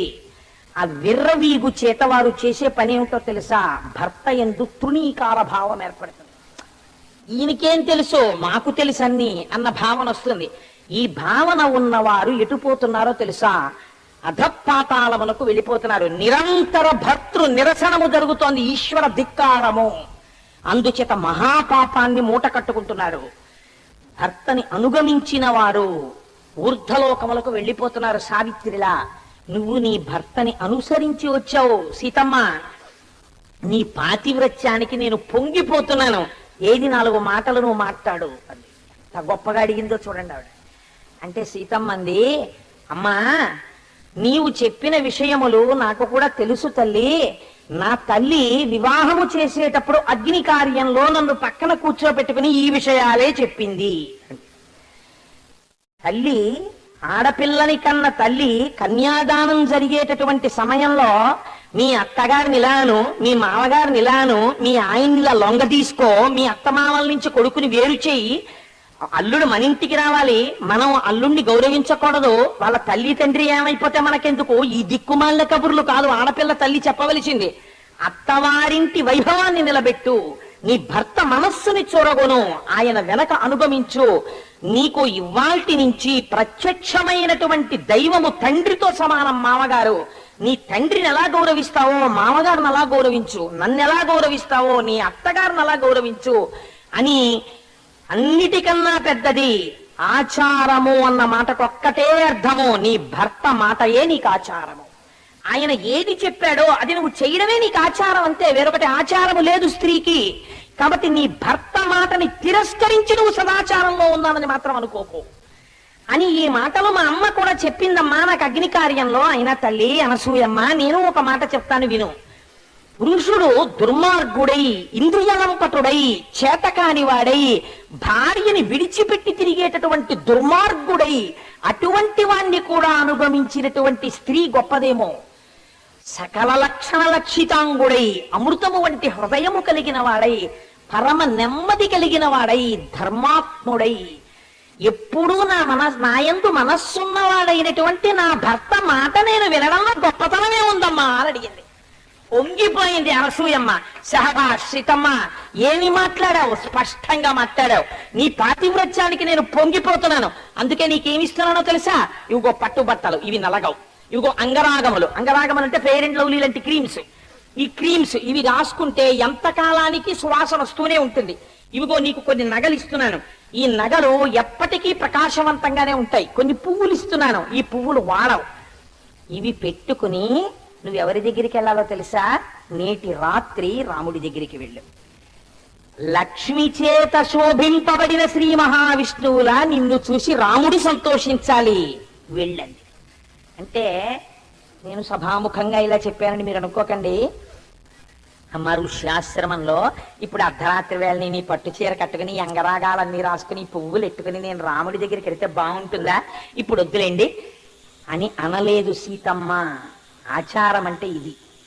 భర్త మనస్సు రంజిల్లేటట్టుగా ప్రవర్తించడం కన్నా ఆచారమే ఉందండి. వెంటనే కట్టుకుందంతే ఆవిడ. ఇన్ని పెట్టుకుని సిగ్గుపడుతూ వెళ్ళి రామచంద్ర ప్రభు దగ్గర నించింది. ఆయన చూసి, సీత నువ్వు గొప్పగా సమ్మానింపబడ్డావు, ఏమిటివన్నీ అని అడిగారు. అనసూయమ్మ తల్లి నాకిచ్చి ఇప్పుడే కట్టుకుని రాముడి మనసు సంతోషించేటట్టు వెళ్ళి నిలబడు అంది. వచ్చి నిలబడ్డాను. అత్రి అనసూయల ఆశ్రమానికి వెళ్ళినందుకు నువ్వు పొందవలసిన దానని పొందావు. అందుకే స్త్రీ సదాచారమునకు సంబంధించి అనసూయమ్మ రామాయణం అయోధ్యకాండలో ఏది చెప్పిందో అది ఇప్పటికీ సుప్రీంకోర్టు తీర్పు.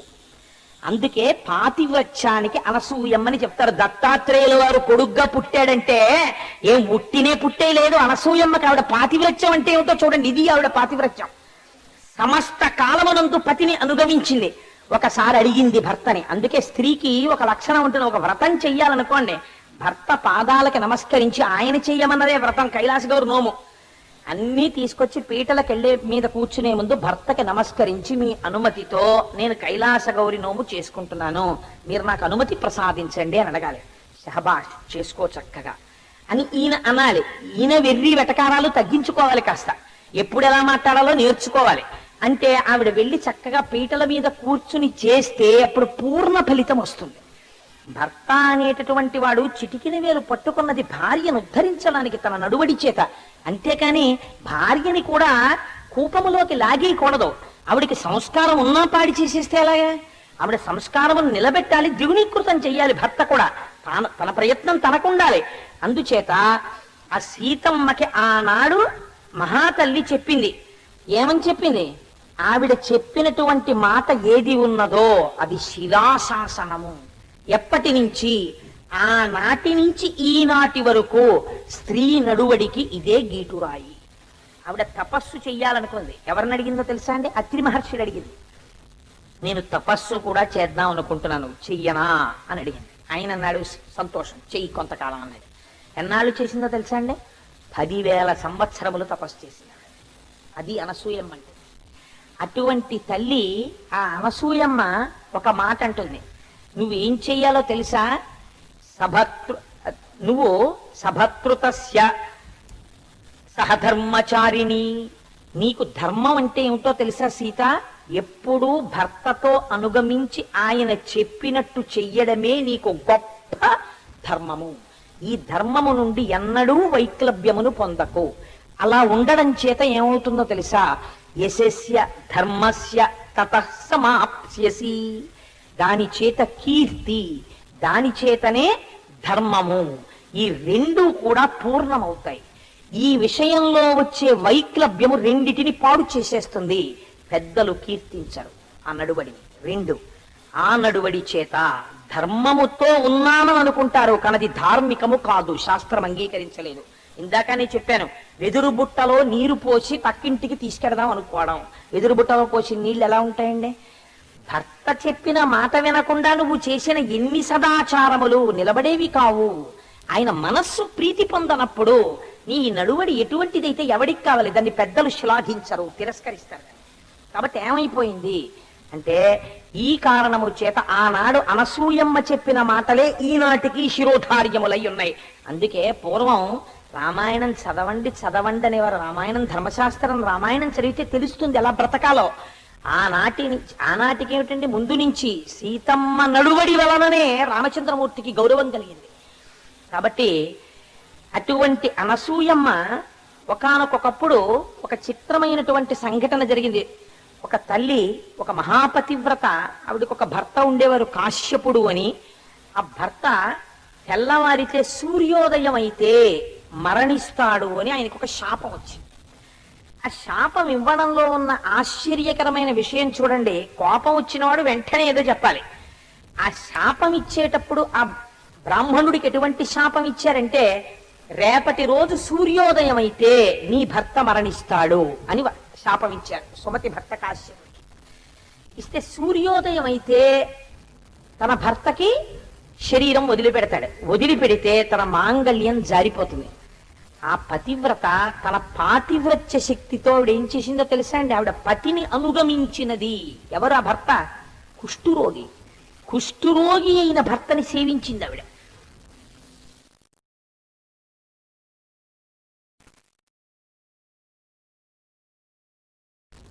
ఆవిడ పాతివ్రత్యంతో సూర్యోదయం అవ్వకుండా ఆపేసింది. సూర్యోదయం అవడం అంటే మీరు ఒకటి జ్ఞాపకం పెట్టుకోండి, సూర్యుడు రావడం కాదు. సూర్యుడు రావడం కాదు, భూమి తిరగడం ఆగిపోయినట్టు. ఎందుకని? అసలు సూర్యుడు తిరగడం ఏమిటండి? సూర్యుడు ఎప్పుడు అలాగే ఉంటాడు, భూమి తిరుగుతూ ఉంటుంది. భూమి సూర్యుడికి ఎదురుగుండా వస్తే సూర్యోదయం, భూమి సూర్యుడికి వెనక్కెడితే సూర్యాస్తమయం. కాబట్టి భూమి తిరుగుతోంది. ఈ భూమి తిరగడం అనేటటువంటిది ఎవరి ప్రయత్నము వలన ఆగదు, ఎవరి ప్రయత్నము వలన వేగమును పుంజుకోదు. అది ఎప్పుడు అదే వేగంతో తిరుగుతుంటుంది భూమి. భూమి తన చుట్టూ తాను తిరిగితే ఒక రోజు అవుతుంది 24 గంటలు. ఆ తిరగడంలో 12 గంటలు సూర్యుడికి అభిముఖంగా ఉంటుంది, 12 గంటలు సూర్యుడికి వెనక్కాతలకు ఉంటుంది. మనం ఉన్న ప్రాంతం ఇంకో ప్రాంతం సూర్యుడికి అభిముఖంగా వస్తుంది. ఈ తిరగడాన్ని ఎవరైనా ఆపగలరా? భూమిని పట్టుకుని తిరగకుండా ఆపగలిగిన మొనగాన్ని నాకు చూపించండి. ఎవ్వడూ లేడు. భూమిని ఎవ్వరూ ఆపలేరు. ఎందుకని లలితా సహస్రనామ స్తోత్రంలో అమ్మవారికి ఒక పేరుంది. ఏమిటా పేరు అంటే, ఈ భ్రమణమునకు కారణమైనది అమ్మవారి యొక్క శక్తి స్వరూపం. అమ్మవారి యొక్క శాసనము చేత భూమి తిరుగుతుంటుంది. ఈ భూమి తిరగడంలో మళ్ళీ 12 గంటల్లో తిరిగి సూర్యుడికి ఎదురుగుండా వస్తుంది. వస్తే సూర్యోదయము అంటాం, కానీ యథార్థమునకు సూర్యోదయం కాదు, భూమి సూర్యుడికి అభిముఖంగా వస్తోంది. ఇప్పుడు ఈ భూమి తిరగకూడదు. తిరిగిందనుకోండి సూర్యుడికి ఎదురొస్తుంది. ఎదురొచ్చిందంటే భర్త చచ్చిపోతాడు. అందుకని ఆవిడ తన తపశ్శక్తి కాదు, పాతివ్రత్యంతో, భర్తని అనుగమించినటువంటి శక్తితో ఆ సుమత ఏం చేసిందో తెలుసా అండి? భూమి సూర్యుడికి అభిముఖము కాకుండుగాక అంటే సూర్యోదయము కాకుండుగాక. సూర్యోదయం అంటే భూమి తిరగకూడదు. ఎక్కడున్న భూమి అక్కడే ఆగిపోయింది. భూమి తిరగలేదు. తిరగకపోతే ఏమవుతుంది? కొంతమందికి సూర్యుడు ఉండిపోతాడు, కొంతమందికి చీకటి ఉండిపోయింది. ఉండిపోతే ఏమవుతుంది? సూర్యుడు కొన్ని వైపే ఉంటాడు, ఆ ప్రాంతాలకు ఇంకా చీకటి పడ్డ ఉండదు. ఇంకా అదే ఎండ రాత్రి పగలవు. ఇంకా ప్రాణులు ఎలా బ్రతుకుతాయండి? ఇంకొక వైపు సూర్యుడు లేడు, గాఢాంధకారం, నీరు పెళ్ళుబిగిపోతుంది, కటిక చీకటి, అనేకమైన వ్యాధులు పుట్టేస్తాయి. కాబట్టి ఇప్పుడు సృష్టి అంతా తిరగబడిపోయింది భూమి తిరగకపోవడం వల్ల. ఏమిటి కారణం? గబగబా చూశారు చిత్రముఖ బ్రహ్మగారు, వీళ్ళందరూ భూమి ఆగిపోయింది అంటే సూర్యోదయం ఆగిపోయింది. వెతికారు. తన పాతివ్రత్య శక్తితో భూమి తిరగకుండా ఆపింది. సూర్యోదయం అయితే భర్త మరణిస్తాడు, కాబట్టి నేను ఆపేస్తాను, అసలు తిరగడానికి వీల్లేదని ఆపేసింది సుమతి. ఏం చేద్దామన్నారు? ఇంతటి మహాపతివ్రతని మళ్ళీ నచ్చజెప్పగలిగినది వేరొక పతివ్రతే, అనసూయమ్మ దగ్గరికి వెళ్ళండి అన్నారు. ఇంతమంది దేవతలు పరిగెత్తుకొచ్చి ఆవిడ కాళ్ళ మీద పడ్డారు. పడితే అనసూయమ్మంది, నాకు తెలుసు పాతివ్రత్యం అంటే ఏమిటో, భర్తని అనుగమించడం అంటే ఏమిటో. కుష్ఠురోగి అయినా భర్త సేవ చేసుకోవడం పరమాత్మ సేవ. భర్తని పోగొట్టుకోవడానికి ఇష్టపడదు స్త్రీ. అటువంటి స్త్రీని నచ్చజెప్పి మీరు సూర్యోదయం అయ్యేట్టు చూడమంటున్నారు లోకం కోసం. ఇవాళ ఆ స్త్రీకి నచ్చ చెప్పడం ఎంత కష్టం. కాబట్టి చూడండి నేనేం చేస్తాను అందావిడ. సుమతి దగ్గరికి వెళ్ళింది. అమ్మా, ఎందుకు నమ్ముతుంది అనసూయ మాట సుమతి? మహాపతివ్రత, ఈవిడికి తెలుసు పతి వైభవం ఏమిటో తెలుసున్న సదాచారవంతురాలు అనసూయ. ఆవిడంది, నీ పతి ప్రాణములకు బెంగలేదు, సూర్యోదయము అవుతుంది, నీ భర్త మరణిస్తాడు, మళ్ళీ నీ భర్త నవయవ్వనంతో బ్రతుకుతాడమ్మా. ఏ కుష్ఠరోగం ఉందో కుష్ఠరోగం పోయి నవయవ్వనంతో నీ భర్తని బ్రతికించేటటువంటి పూచి నాది. చచ్చిపోయిన వాణ్ణి నా పాతివ్రత్యంతో సృష్టికి ప్రతి సృష్టి చేసి బ్రతికిస్తాను, నన్ను నమ్మంది అనసూయమ్మ. ఆవిడంది, నేను నిన్ను నమ్ముతాను. ఎందుకు నమ్ముతానో తెలుసా? ఆ తర్వాత వేళ్లు విరిచి వెళ్ళిపోతావన్న భయం నాకు లేదు. ఎందుకని? పాతివ్రత్యం అంటే ఏమిటో, భర్తని అనుగమించడం ఏమిటో, భర్త విలువ ఏమిటో నీకు తెలుసు. అందుకని నాకు భర్తని దూరం చెయ్యవు, నిన్ను నమ్మి భూమి తిరగడానికి అంగీకరిస్తున్నానంది. అంతే, భూమి తిరిగింది, సూర్యోదయం అయింది, ఆయన మరణించాడు. వెంటనే అనసూయమ్మ తన పాతివ్రత్య శక్తితో వృద్ధుడై కుష్ఠురోగి అయినటువంటి ఆ సుమతి యొక్క భర్తని మళ్ళీ బ్రతికించింది. బ్రతికిస్తే ఇంతమంది దేవతలు, సృష్టికర్తలైనటువంటి చతుర్ముఖ బ్రహ్మ, విష్ణువు, మహేశ్వరుడు కూడా మేము చెయ్యలేకపోయిన పనిని ఆవిడ పాతివ్రత్యానికి అడ్డొచ్చిందని భూమి నాపింది. సూర్యోదయం కాకుండా అనసూయమ్మ తన పాతివ్రత్యంతో బ్రతికించి ప్రతి సృష్టి చేసి మళ్ళీ ఇంతమందిని బ్రతికించింది, ఇంతమందికి ప్రాణదానం చేసింది మహాతల్లి. అందుకని ఈ అనసూయమ్మకి మేమేమి ఇవ్వగలం? అందుకనమ్మా మేమేమి ఇవ్వగలమో నువ్వు చెప్పు అమ్మా అని అడిగారు. అయితే ఆవిడంది, నేను ఎంత పతివ్రతనైనా మీరు అమ్మా అని పిలిచేటప్పటికి నాలో మాతృత్వం కదిలింది. ఎలాగో అన్నారు కదా, ముగ్గురు కడుపున కొడుకులై పుట్టండి అంది. వాళ్ళన్నారు, ఎంత అదృష్టమమ్మా, నీ వంటి తల్లి కడుపున పుట్టడం, ముగ్గురం నీ కడుపున పుడతామమ్మా అన్నారు. ఇప్పుడు ఆశ్చర్యకరమైనటువంటి విషయం, సృష్టిలో ఒక స్త్రీ త్రిమూర్తులను తన కన్నబిడ్డలుగా పొందడానికి వరాన్ని పొందింది. దేని వల్ల పొందింది? పతిని అనుగమించి. అనుగమించి వేరొక పతివ్రతను రక్షించి త్రిమూర్తులను తన బిడ్డలుగా చేసుకోవడానికి అంగీకరించింది. ఇతపూర్వమే అత్రి మహర్షి బ్రహ్మచారిగా ఉండగానే బ్రహ్మగారి వరం పొందాడు. ఆయన పొందినటువంటి తేజస్సు చంద్రుడు బ్రహ్మగారు కొడుకుగా పుట్టడానికి ఆయన అంగీకరించాడు. ఇది అయిపోయిన తర్వాత అనసూయం వచ్చి చెప్పింది, ఏమండోయ్ నాకు వరం ఇచ్చారు త్రిమూర్తులు, ఆ త్రిమూర్తులు నాకు బిడ్డలుగా పుట్టబోతున్నారు అని. అత్రి మహర్షి గొప్పతనం చూడండి. అనసూయ నీ పేరుకి తగిన దానివి, అటువంటి వారిని బిడ్డలుగా పొందడానికి అనుగ్రహాన్ని పొందావు. అటువంటి బిడ్డలకు తండ్రిని అనిపించుకోగలిగిన అర్హత నేను కూడా పొందుతాను అని ఆయన వెళ్ళి తపస్సు చేశాడు. వృక్షపర్వతం మీద కూర్చొని తపస్సు చేస్తే ఆయన మహోగ్రమైన తపస్సు దేవాధిదేవా అన్న శబ్దంతో చేశాడు. చేస్తే ముగ్గురు మూర్తులు ప్రత్యక్షమయ్యారు. ఆయన అన్నాడు, నేను ఒక్క పరబ్రహ్మం గురించే తపస్సు చేశాను, నాకు 3 రూపాలతో కనపడ్డాయేమిటి అన్నాడు. అంటే వాళ్ళు నవ్వి అన్నారు, ఒక పరబ్రహ్మమే సృష్టి చేసేటప్పుడు బ్రహ్మగా ఉంటుంది, స్థితికారకుడైనప్పుడు విష్ణువుగా ఉంటుంది, లయం చేసేటప్పుడు మహేశ్వరుడిగా ఉంటుంది. చూడండి, ప్రేమ ఎక్కువైపోయింది అనుకోండి, ఇంకొక ద్రాక్ష పండు తిని ఇంకొక ద్రాక్ష పండు తిని అంటాం. అలా నువ్వు చేసిన తపస్సుకి పొంగిపోయి ఒక్కడిగా పిలిస్తే ఒకళ్ళం ముగ్గురుగా కనపడ్డాం, కానీ ముగ్గురం ఒక్కళ్ళమే.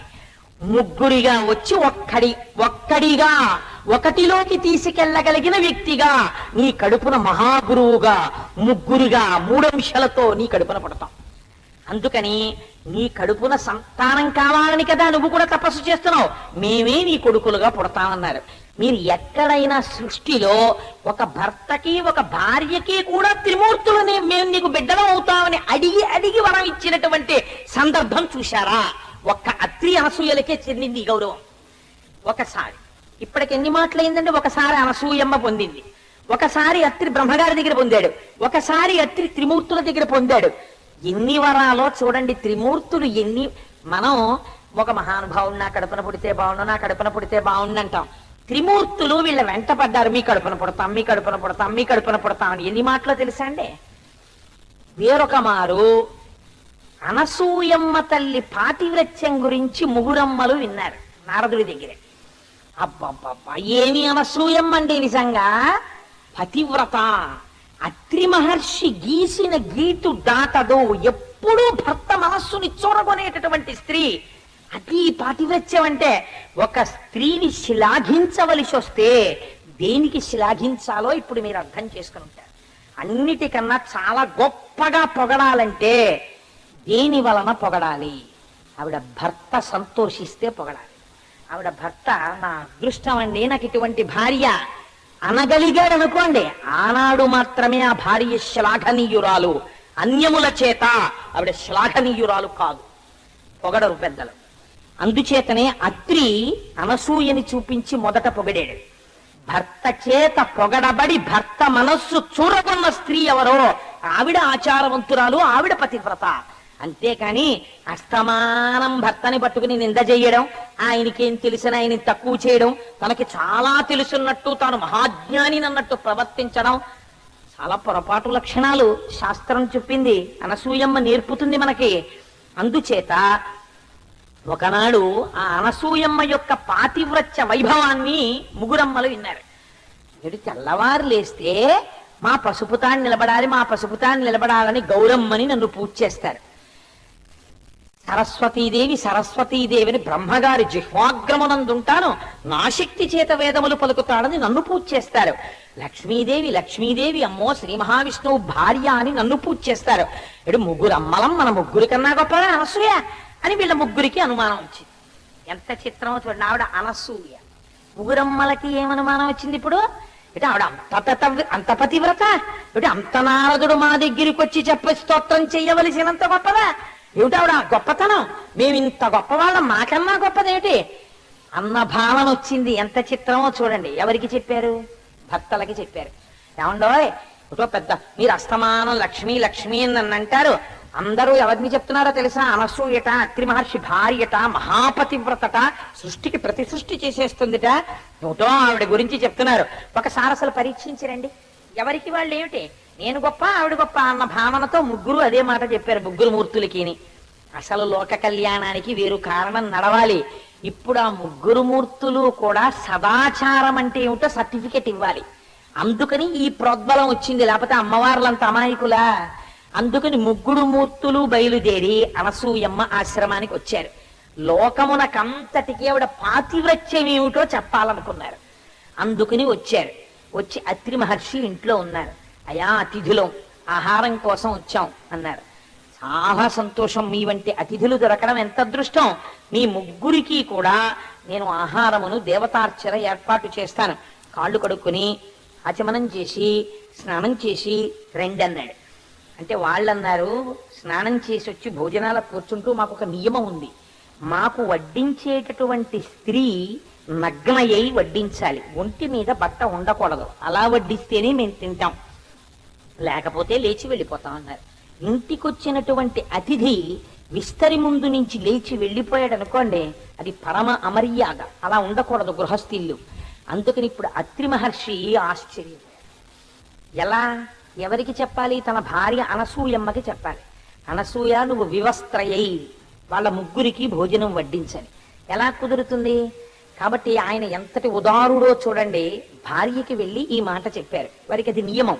ఎవరి మర్యాద పోతుంది? ఇప్పుడు అత్రి మహర్షి మర్యాద పోతుంది, అనసూయమ్మ వడ్డించకపోతే. అది ధర్మ సూక్ష్మం. కాబట్టి ఇప్పుడు వారు అడుగుతున్నది, ఇంటి యజమానురాలు నగ్నయ్యి వడ్డించాలని అడుగుతున్నారు. ఎలా అన్నారు. అంటే ఆవిడండి, ఎందుకండి దానికి అంత బెంగ పెట్టుకుంటారు? మీ మర్యాద పోనివ్వను. అత్రి మహర్షి ఇంటికి వచ్చి ఆతిథ్యం పుచ్చుకోకుండా వెళ్ళడమా? వాళ్ళు ఆతిథ్యం తీసుకునే వెడతారు చూడండి అంది. వచ్చింది, చూసింది. ముగ్గురు మూర్తులు చక్కగా కూర్చుని ఉన్నారు విస్తళ్ళ ముందు. ఇంకా వడ్డన చెయ్యాలి. ఒక చిరునవ్వు నవ్వింది ముగ్గురిని చూసి. ఓహో, నగ్నయ్యి వడ్డిస్తే తింటారా మీరు అంది. అని ఒక్కసారి అత్రి మహర్షి పాదాలు మనస్సులో తలుచుకుని నమస్కారం చేసింది. ఆయన వంక తిరిగి ఆయనకోసారి నమస్కారం చేసింది. మనసా వాచ కర్మణ అత్రి మహర్షి యొక్క ఆజ్ఞను తిరస్కరించనదాననైతే అని మంత్రాక్షతలు చేతిలోకి తీసుకుని, ఈ ముగ్గురు శిశువులగుదురుగాక అని చల్లింది. ముగ్గురు పసిపిల్లలై క్యారమంటూ పడుకున్నారు. బట్ట ఇప్పేసి నగ్నంగా వడ్డించేసింది. అంతా వడ్డన చేసేసి మళ్ళీ పట్టుబట్ట కట్టుకుని చక్కగా వచ్చి, నేను అత్రి మహర్షి యొక్క ఔన్నత్యమును నిలబెట్టిన దాననైతే మీరు పూర్వస్థితిని పొందెదరుగాక అని మళ్ళీ మంత్రాక్షతలు వేసింది. ముగ్గురు మళ్ళీ అతిథులు అయిపోయారు. మీరు ఎలా కోరారో నేను అలా వడ్డించేశాను, అయిపోయింది, తినండి. ఇప్పుడు ఏం చేస్తారు? వడ్డించమని అడిగారంతే. వాళ్ళు చక్కగా తినేశారు. ఎవరు తిన్నారండి? యజ్ఞభోక్తలు. అసలు కంటెదురుగుండా కూర్చుని వాళ్ళు భోజనం చేయడమే. ఎప్పుడైనా వాళ్ళు ఎప్పుడు చేయరు అలా, నిజస్వరూపాలతో అలా భోజనాలు చేయరు. హవిస్సులు తీసుకుంటారు యజ్ఞాల్లో, అంతే. వాళ్ళు ఇవాళ మహాపతివ్రత మాటకి కట్టుబడిపోయి ఎదురుగుండా కూర్చుని అన్నం తిన్నారు. తిన్న తరువాత ఆవిడ ఒక చమత్కారం చేసింది. ఇందాక వాళ్ళు అడిగారు, ఇప్పుడు వాళ్ళ ముగ్గురికి అన్నం పెడుతూ ఆవిడ చూసి అనుకుంది, ఓహో, నా పాతివ్రత్యాన్ని పరీక్షించడానికి కదా వీళ్ళు వచ్చారు. ఒక గమ్మత్తు చేస్తాను.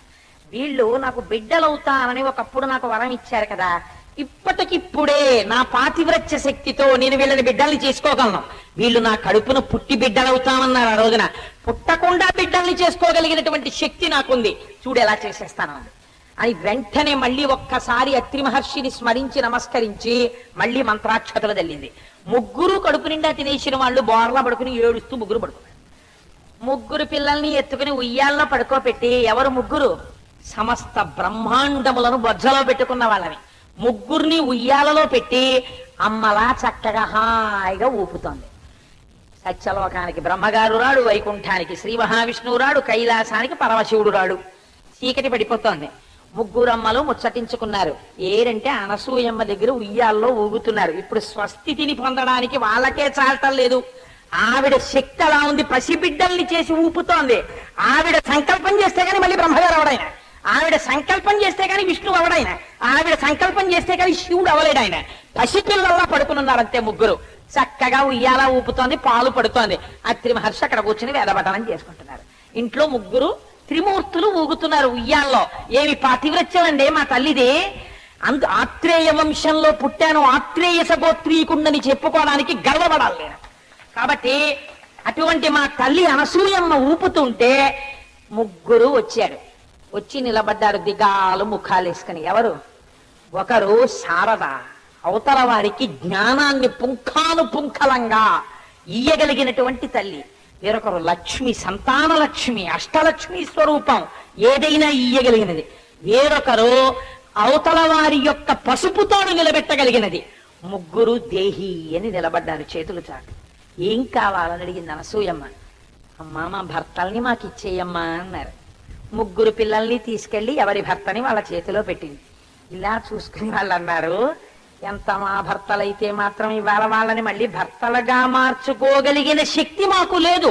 వాళ్ళు శక్తి స్వరూపాలు. శ్రీమాతలో సకార రకార ఈకారముల చేత సప్త రజస్ తమోగుణములకు ప్రతినిధులైనటువంటి బ్రహ్మ విష్ణు శివుల యొక్క శక్తి రూపములైన వాళ్ళు తమ భర్తల్ని తమ శక్తులతో మళ్ళీ బ్రహ్మ విష్ణు మహేశ్వరులుగా మార్చుకోలేకపోయారు. ఆవిడ పాతివ్రత్య శక్తి ముందు నిరుత్తరులై చేతులు చాపి నిలబడిపోయారు.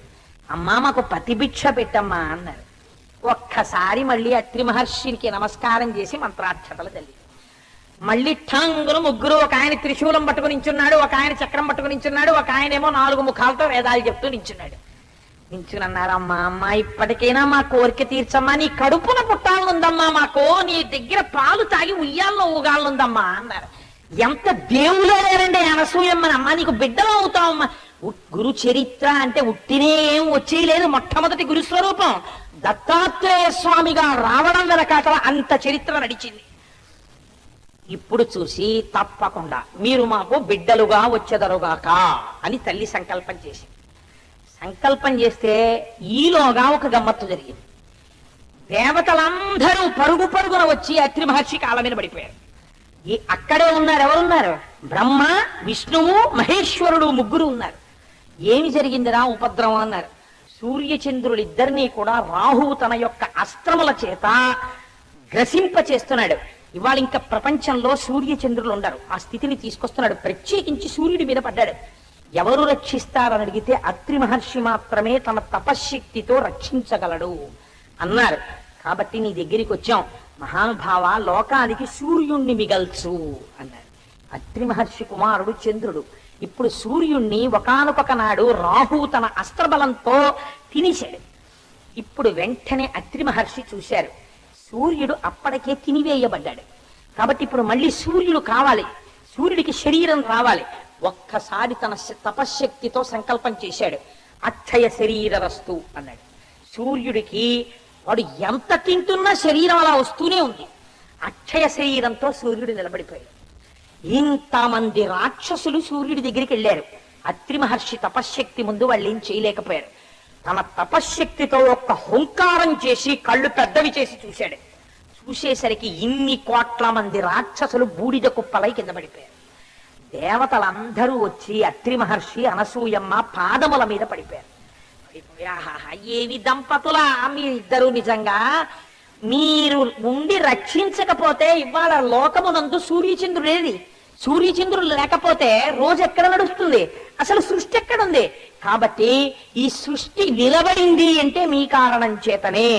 అందుచేత మేమందరం రక్షింపబడ్డామని అత్రి మహర్షికి అనసూయమ్మకి నమస్కారం చేశారు. ఆశ్చర్యకరమైన విషయము, తదనంతర కాలమునందు అనసూయమ్మకి సంతానాన్ని కటాక్షించాలి అని అత్రి మహర్షి అనుకున్నారు. వారి యొక్క తేజస్సు అనసూయమ్మ యందు ప్రవేశించింది. మొట్టమొదట బ్రహ్మగారి యొక్క అంశలో భగవానుడైనటువంటి సోముడు జన్మించాడు. అందుకే ఆయన బ్రాహ్మణాంశ చేత, బ్రాహ్మణాంశ అంటే బ్రహ్మగారి యొక్క అంశ చేత సోముడు జన్మించాడు, చంద్రుడు. అది ఏది? అంశ. చతుర్ముఖ బ్రహ్మగారి యొక్క అంశ మాత్రమే. మీరు ఈ విషయాన్ని కొంచెం జాగ్రత్తగా గమనించాలి. బ్రహ్మగారి అంశ మాత్రమే చంద్రుడిగా వచ్చింది ఆయన తీసుకున్న తేజస్సులోది. అలాగే శంకరుడి యొక్క అంశ దుర్వాసో మహర్షిగా వచ్చింది. కానీ దుర్వాసో మహర్షి ఇంత అత్రి అనసూయలకి సంతానమైన కోపిష్టి అయ్యారు. ఆయన కోపిష్టి తెలియక ఒక మాట అంటుంటారు. దూర్వాసుడు అంటుంటారు. దూకి దీర్ఘం ఇవ్వకూడదు, తప్పది, ఉచ్చారణ తప్పు. దుర్వాసో మహర్షి. ఆయన కోపానికి ఒక కారణం ఉంది. ఆయన అనసూయమ్మ తల్లి గర్భంలో ఉండగా హైహయుడనేటటువంటి రాజు గర్భ నిరోధం చేశాడు ఆయన బయటికి రాకుండా. ఆయన 7 రోజులు మాత్రమే అమ్మ కడుపులో ఉండి శంకరాంశతో వస్తున్న నన్ను బయటికి రాకుండా నిగ్రహించిన వాడెవరు అని లోపలున్నవాడే చూసుకుంటాడని ఊరుకుంది అనసూయమ్మ. అపారమైన క్రోధంతో తీక్షణమైనటువంటి దృక్కులతో తమోగుణ ప్రధానుడై బయటికి వచ్చాడు. తన దృక్కుల చేత కాల్చేశాడు హైహేయుడిని. అంత కోపంతో రావడంతో దుర్వాసో మహర్షికి ఆ క్రోధము ఆవరించి ఉండిపోయింది. అందుకని శంకరాంశయందు దుర్వాసుడు జన్మించాడు. కానీ ఈయన మాత్రం శ్రీ మహావిష్ణువు మాత్రం జన్మించేటప్పుడు దత్తో దత్త అన్న పేరుతో విష్ణోస్తు యోగవిత్ అన్నారు. పూర్ణమైనటువంటి విష్ణు స్వరూపం అంతా కలిసి దత్తుడిగా జన్మించినది. అంటే ఇన్ని బ్రహ్మాండములను ఆవరించినటువంటి శ్రీ మహావిష్ణువు యొక్క తేజస్సు అంశమాత్రముగా కాకుండా పరిపూర్ణమైనటువంటి నారాయణ తేజస్సు తనని తాను దత్తము చేసుకున్నది, ఇచ్చివేయబడినది అనసూయమ్మకి. అంటే ఇంతటి విష్ణు తేజస్సుని ఆవిడ తన గర్భమునందు ఇమర్చుకుంది బిడ్డడిగా. ఎంత గొప్పతనం చూడండి. రామావతారంలో రాముడు విష్ణువాంశగా వచ్చాడు, కృష్ణావతారంలో కృష్ణుడు నారాయణాంశగా వచ్చాడు, దత్తాత్రేయావతారంలో దత్తుడు పూర్ణమైన విష్ణు స్వరూపంగా వచ్చాడు అనసూయ గర్భము నుండి. అంటే ఎంత చిత్రమైనటువంటి విషయం ఇది. పూర్ణమైనటువంటి నారాయణ స్వరూపము దత్తాత్రేయుడు అని పేరు పెట్టుకున్నాడు. అనసూయమ్మ యొక్క వైభవము అత్రి వైభవము ప్రకాశించాలి. ఇది గురు చరిత్ర. పేరు దత్తాత్రేయుడు ఎందుకో తెలుసా అండి? దత్త తనది తాను ఇచ్చేసుకున్నాడు. ఎలా? అంశగా కాదు, పూర్ణముగా ఇచ్చేశానన్నాడు అంతే. అందుకే కుచేలోపాఖ్యానంలో తల్లుంటుంది, కలలోనంతన్ముందెరుంగని మహాకష్టాత్ముడైనట్టి దుర్జనుడాపథ్యమయంబునంది జపతాబ్జాతంబు ఉల్లంబునంతలపన్ అంతని వచ్చి ఆర్తిహరుడై తన్నైన ఇచ్చున్. ఎప్పుడు భగవంతుడి పేరు చెప్పని వాడైనా సరే ఆర్తితో ఒక్కసారి భగవంతుడి పేరు చెప్పినంత మాత్రం చేత తనని తాను ఇచ్చుకునేటటువంటి సౌలభ్య గుణము కలిగినటువంటి పరమాత్మ నిరంతరము భగవంతుణ్ణి మనస్సులో స్మరించడము తప్ప వేరొకటి చేత కాక స్మరించేటటువంటి మహాభక్తి కలిగినటువంటి పురుషుడికి ఏది ఇయ్యకుండా ఉండగలడు. అందుకని కృష్ణుడి దగ్గరికి వెళ్ళండి కుచేలుడిని. అటువంటి శక్తి కలిగిన వాడు, అటువంటి సులభుడు కాబట్టి పరమాత్మ తనని తాను పూర్ణముగా ఇచ్చుకున్నాడు. ఎవరికి? అత్రికి ఇచ్చుకున్నాడు. అందుకని అత్రి తేజస్సుగా అనసూయలోకి ప్రవేశించాడు. అత్రి కులమునందు, అత్రి గర్భమునందు, అత్రి తేజస్సు ఎందు తాను ప్రవేశించి అంతటా నిండినటువంటి శ్రీమన్నారాయణాంశ అనసూయమ్మ తల్లి గర్భమునందు ఒదిగింది కొంతకాలం. అమ్మ కడుపు నుంచి పుట్టాలని, అత్రికి కొడుకు కావాలని, అత్రి అనసూయల యందు నారాయణుడంతటి వాడు అంతగా లొంగిపోయాడు. అటువంటి నడువడి కలిగిన వాడు. అందుకని ఆత్రేయుడు, అత్రి కులమునందు జన్మించిన వాడు, తనని తాను దత్తము చేసుకున్నవాడు. అలా పుట్టమంటే పుట్టేవాడు కాడు. కాబట్టి దత్తాత్రేయుడు ఇప్పుడు గురువుగా వచ్చాడు. వచ్చి ఏం చేశాడు? ముగ్గురు గురువులే అయిపోయారు. అది విచిత్రం. దుర్వాసో మహర్షి గురువు, చంద్రుడు గురువు, సాక్షాత్తుగా దత్తాత్రేయుడు గురువు. మొట్టమొదటి గురువు అయ్యాడు లోకానికైన. సాధారణంగా కొడుకు పుడితే ఏదో పెళ్లి చేసుకోలేదనో ఇంకోటనో బెంగబెట్టుకుంటారు. కానీ దత్తాత్రేయుల వారి యొక్క విచిత్రం చూడండి. ఆయన తండ్రి తల్లికి ఒక కుమారుడుగా జన్మించగానే దత్తాత్రేయుల వారికి బాల్యలీలలు ఉన్నట్టుగా కృష్ణుడికి బాల్యలీలలు ఉన్నట్టు అలా చెప్పలేదు. కానీ ఆయన పుడుతూనే ఒక గమ్మత్తు చేశారు.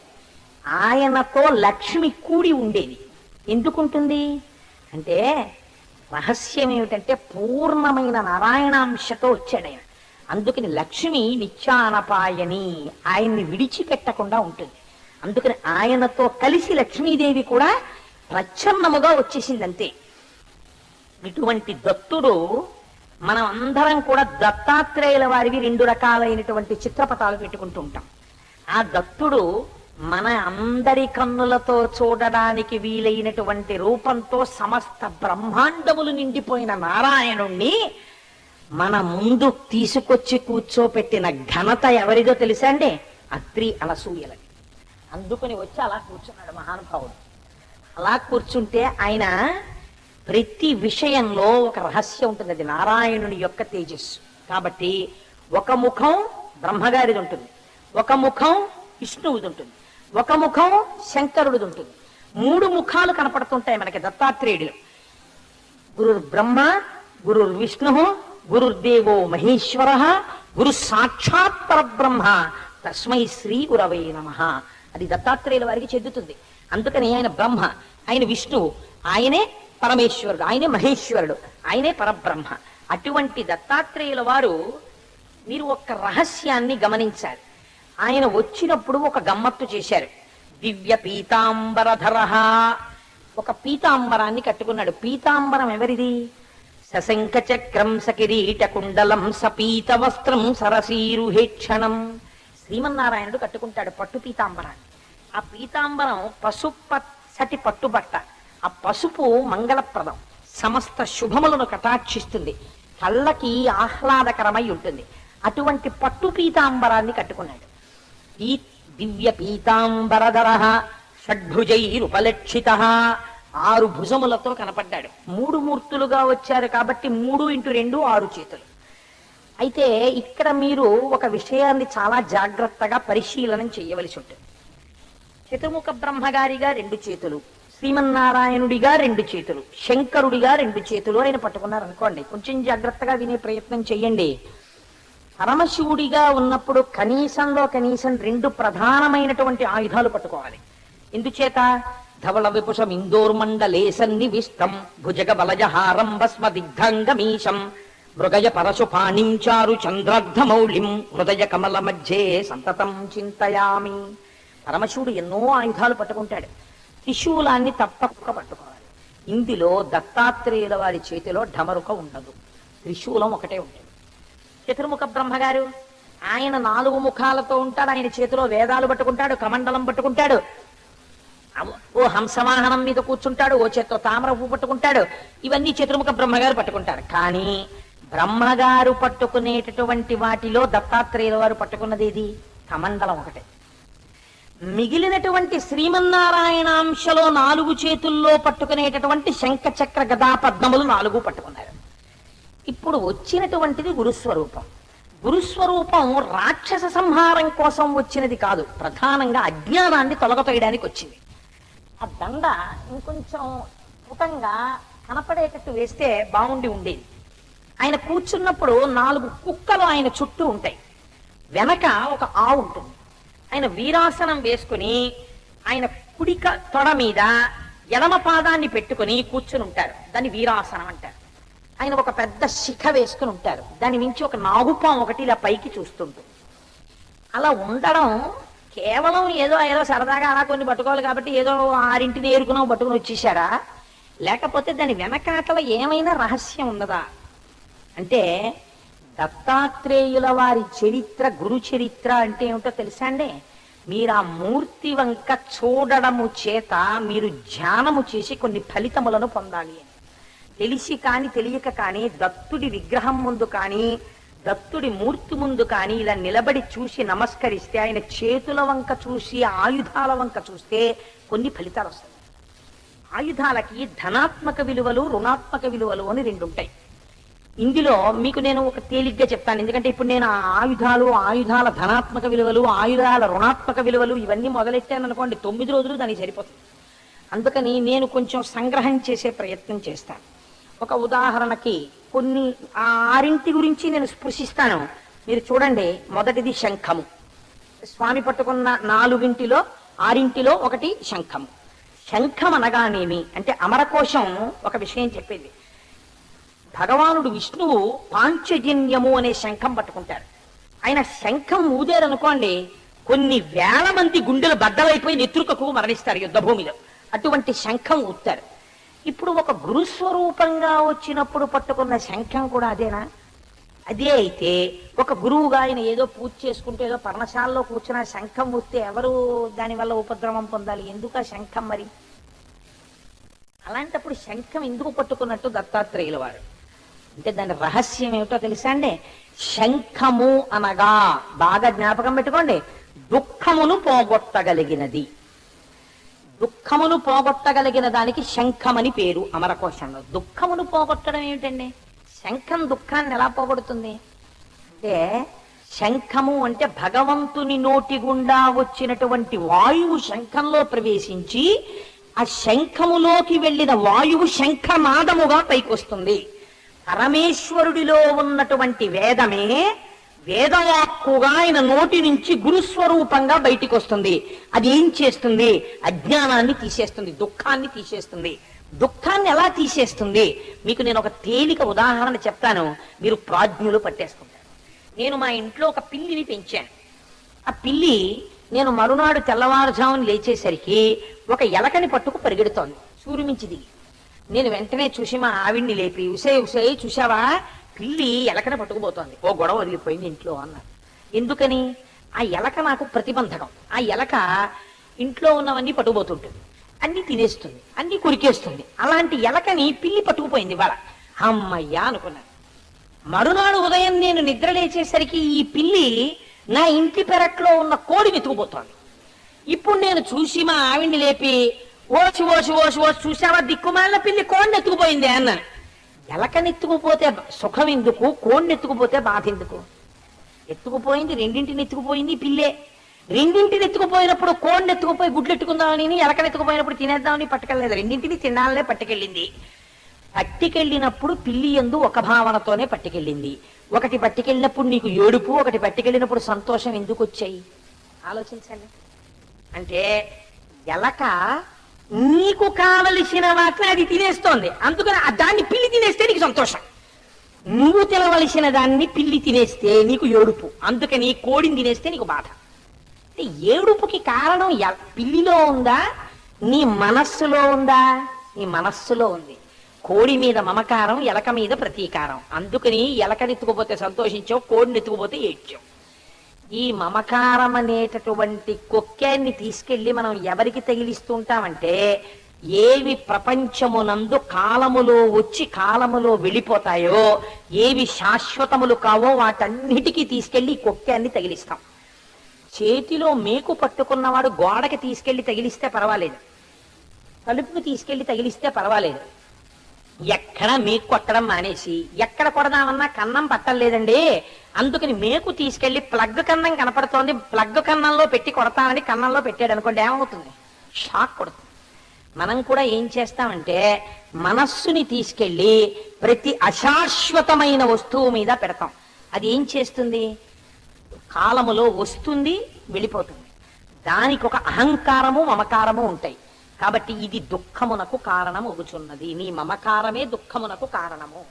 ఒక్కొక్కసారి ఈ దుఃఖము చాలా చిత్రంగా ఉంటుంది, తనతో వదిలిపెట్టదు. ఈ దుఃఖం వదిలిపెట్టకుండా ఇది ఎంత చిత్రంగా ఉంటుందో తెలుసా అండి? నేను ఇప్పుడు చెప్పిన ఉదాహరణలో దుఃఖము ఎక్కడి వరకు ఉందంటే, కోడిని ఎత్తుకుపోయిందని మీ వరకే బాధపడతాడు. ఒక్కొక్కడి ధూర్తతనం ఎలా ఉంటుందో తెలుసా అండి? వాడి వెర్రి తీసుకెళ్లి అవతల వాళ్ళ మీద రుద్దేసి చాలా మందిని దుఃఖపెట్టేస్తుంటాడు. ఇది ఎంత చిత్రంగా! ఇలాంటి వాళ్ళందరినీ రక్షించగలిగిన వాడు, మార్చగలిగిన వాడు ఎవరో తెలుసా అండి? గురువు ఒక్కడే. దుఃఖమును ఎవ్వరూ తీలేరు. ఇంకోటి కోడి పెట్టని తేగలడేమో, పిల్లి రోజు కోడి పెట్టి ఎత్తుకోకుండా ఎక్కడ చూస్తాడు? కోడిని ఎత్తుకుపోతే, కోన్లేవయా ఈశ్వరుడు ఇవాళ పిల్లి రూపంలో వచ్చి కోడిని తిన్నాడు, ఈశ్వరుడికి నేను భోజనం పెట్టానని సంతృప్తి పడ్డాడు అనుకోండి.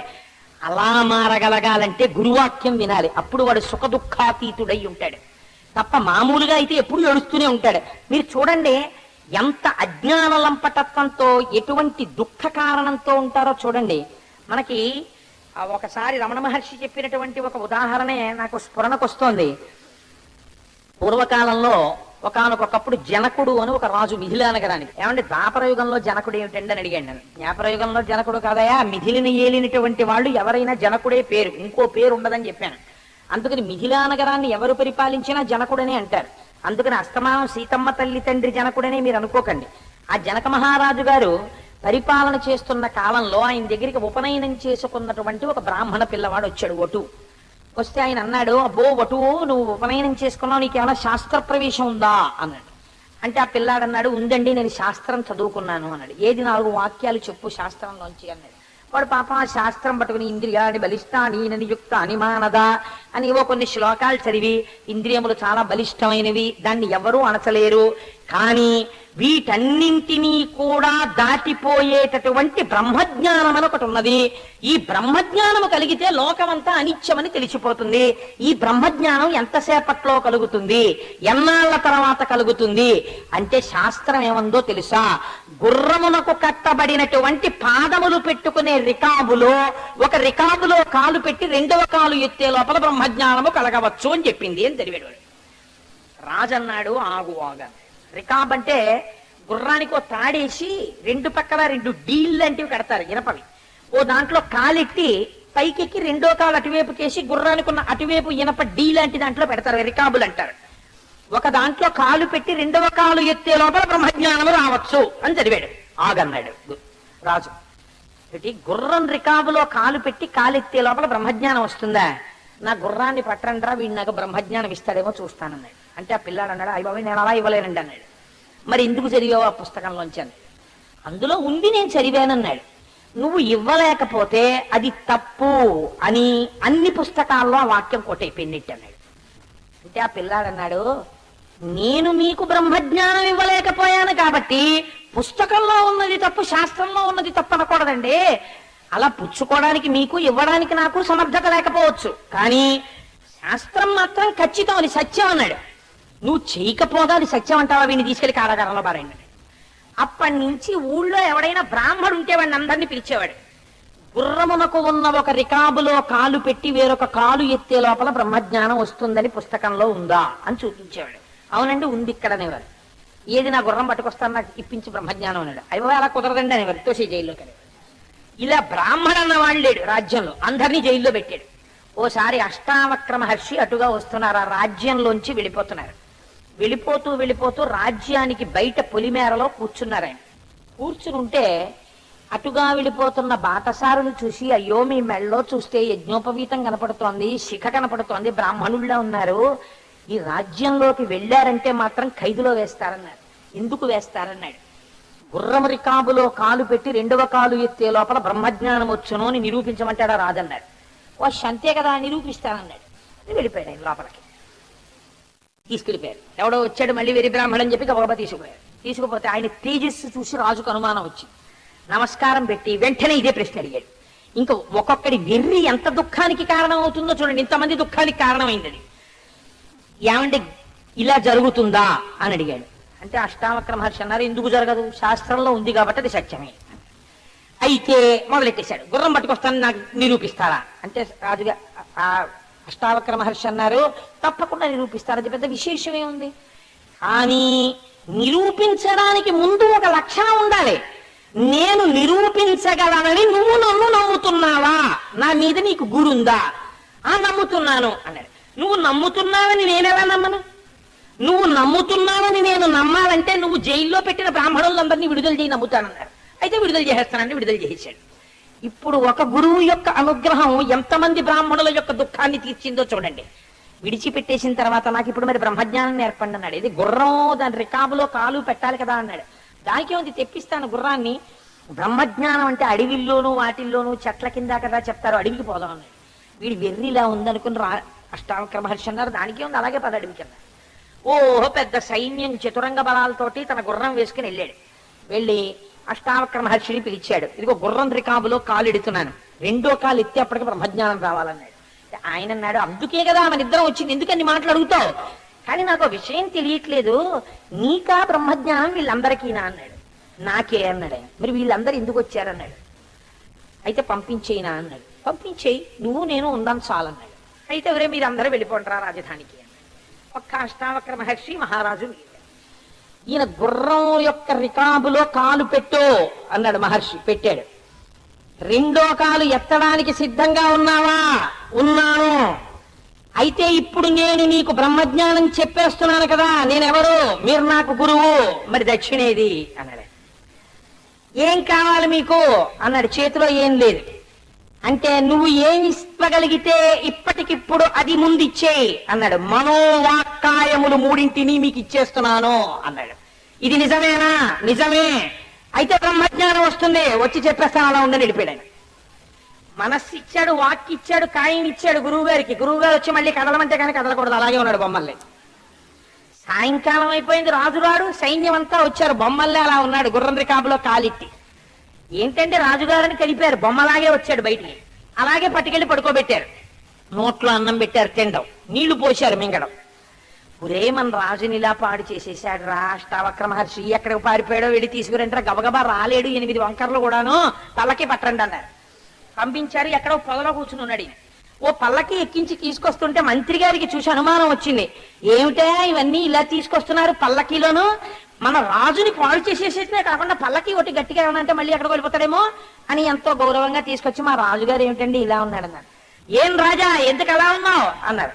నా మనోవాక్కాయములను మీకు ఇచ్చేశాను కనుక అన్నాడు. ఆ రాజా మామూలుగా లేచి కూర్చున్నారు. అన్నం తిన్నాడు. ఆ రాజా ఇప్పుడు నీకు గురువు నందు గురి కుదిరినది. ఇప్పుడు నేను గురువును, నువ్వు శిష్యుడవు కదా, ఇప్పుడు నీకు బ్రహ్మజ్ఞానం చెప్తాను రా. వీళ్ళందరూ ఎందుకు గాఢాంధకారం తీసుకెళ్లి రాజాంతఃపురంలో ఒక గదిలో కూర్చోపెట్టి తాను ఉచితాసనమునందు కూర్చున్నాడు. రాజు నేల మీద కూర్చుని వింటున్నాడు. అప్పుడు చెప్పాడు అష్టావక్ర గీత. తెల్లవారేటప్పటికి బ్రహ్మజ్ఞానం వచ్చి ధ్యానమునందు నువ్వు ఎవరో కావురా, నువ్వే పరమాత్మ స్వరూపుడవు, జీవుడు అనుకుంటున్నావు, తత్వమసి, తత్వం అసి, అది నీవయ్యున్నావు, నీవే పరబ్రహ్మానివి. ఒక్కసారి పైన ఉన్న పొల్లు తీసి చూడు, లోపలున్న జ్యోతి నువ్వు అని హస్తమస్తక ప్రయోగం చేశాడు, చెయ్యి వేశాడు తల మీద. బ్రహ్మజ్ఞానం వచ్చి ఆనంద తన్మయావస్థలో తెల్లవారే వరకు గడిపేసి, మహానుభావా నాకు బ్రహ్మజ్ఞానాన్ని చెప్పావయ్యా, అనుభవించాను ఆనందం అన్నాడు. ఏ గుర్రం రికాబులో కాలు పెడతావా అన్నాడు. దిక్కుమాల రికాబు ఇంకెందుకండి అన్నాడు. ఇప్పుడు చెప్పండి, గురువు యొక్క వాక్కు వలన అజ్ఞాన విచ్ఛేదమై దుఃఖం నశించి వారికి, వారి వెనకనున్న వారికి కూడా దుఃఖం పోయి నిరంతర ఆనంద స్థితి యందు ఉండగలిగినట్టుగా తన మాట చేత ఎవడు చేయగలడో వాడు గురువు.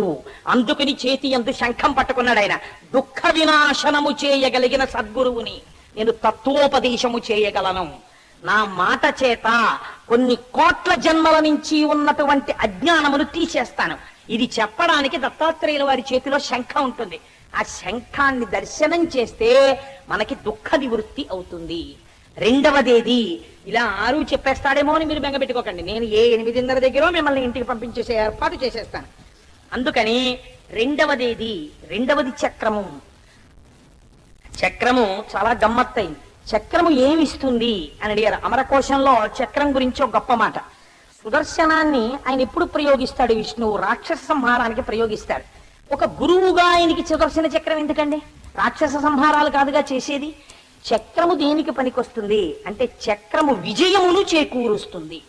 విజయమును చేకూర్చుట అనగా ఏమి అంటే, విజయమును చేకూర్చుట అంటే మనిషికి అపజయము దేని వలన, అపనమ్మకము వలన. శాస్త్రవాక్యమునందు గురువాక్యమునందు నిబద్ధత అంత గబుక్కుని కుదరదు, కదులుతుంటుంది. చక్రము అంటే మన ఇంద్రియములు ఎప్పుడూ కూడా లౌకికమైన సుఖాన్నే కోరుతాయి. కన్ను చూడకూడని దాన్ని చూడమంటుంది, చెవు వినకూడని దాన్ని వినమంటుంది. దీన్ని మారుస్తాడు గురువు తన బోధ చేత. వాటి వలన లంపటమునందు పడుతున్నావు, ఈ ఇంద్రియములతో ఈశ్వరుణ్ణి చూడు, ఈశ్వరుణ్ణి సేవించు, ఈశ్వర తీర్థాన్ని తీసుకో అని చెప్తాడు. ఇప్పుడు ఈ ఇంద్రియములు దేనికి ఉపయోగపడుతున్నాయి? విజయమునకు ఉపయోగపడుతున్నాయి. ఏ విజయము? ఈశ్వరుణ్ణి చేరుకోవడానికి ఇవే ఇంద్రియాలు ఉపయోగపడుతున్నాయి. ఇంద్రియాలదా తప్పు, ఇంద్రియములను వాడుకోవడంలో తప్ప. బ్లేడు తప్పు కాదు. ఒక బ్లేడుతో ఒక ఆయన పేక్ కోసుకున్నాడు, ఓ బ్లేడుతో ఒక ఆయన యాపిల్ పండు కోసుకున్నాడు. ఇంద్రియములతో ఒక మహాపురుషుడు ఏం చేస్తున్నాడు? పరమేశ్వరుణ్ణి చూసి, అబ్బా ఆపాదమస్తకం ఆ స్వామిని చూస్తుంటే పరవశించిపోతున్నానని ఈ కన్నులతో చూసిన దాన్ని ఇక్కడ గుర్తు పెట్టుకుని తదేకంగా చూస్తూ పరవశించిపోతున్నాడు. వేరొకడు ఇదే కన్నులతో చూడకూడని వస్తువులను చూసి తనలో ఉన్నటువంటి సమస్త తేజస్సుని కోల్పోయి ఎప్పుడు ఆ లంపటమనందు పడి నశించిపోతున్నాడు. ఆయనది కన్నే, ఈయనది కన్నే. ఈ కన్నుతో ఈయన ఉద్ధరింపబడుతున్నాడు, అదే కంటితో ఆయన నశించిపోతున్నాడు. ఎందువల్ల నశించిపోతున్నాడు? లోపల ఆ కంటిని ఎలా ఉపయోగించుకోవాలో తెలియని తనంతో పాడైపోతున్నాడు. ఈ తెలియగలిగిన తనం ఎక్కడి నుంచి వస్తుంది? గురువాక్యము చేత వస్తుంది. మీకు నేను దీనికి ఒక చిన్న ఉదాహరణ చెప్తే మీరు తొందరగా పట్టుకోగలుగుతారు. ఈ ఆసిలేషన్స్ అంటాం, అంటే గురువాక్యమునందు ఒక స్థిరమైన నమ్మకం కలగకపోవడం అన్నది ఒక చిత్రమైనటువంటి సందర్భంలో ఈ నెల రామకృష్ణ ప్రభలో వచ్చింది ఈ విషయం. నేను ఈ మధ్య కాలంలో తిరుపతి వెళ్ళినప్పుడు ఒకసారి ఆ మ్యాగజైన్ ఎందుకో బహుశా కరెక్ట్ చెన్నై స్టేషన్ లో అనుకుంటాను తీసుకుంటే నాకు కనపడింది. అది నాకు జ్ఞాపకానికి వచ్చి ఇప్పుడు మీ ముందు ప్రస్తావన చేస్తున్నాను.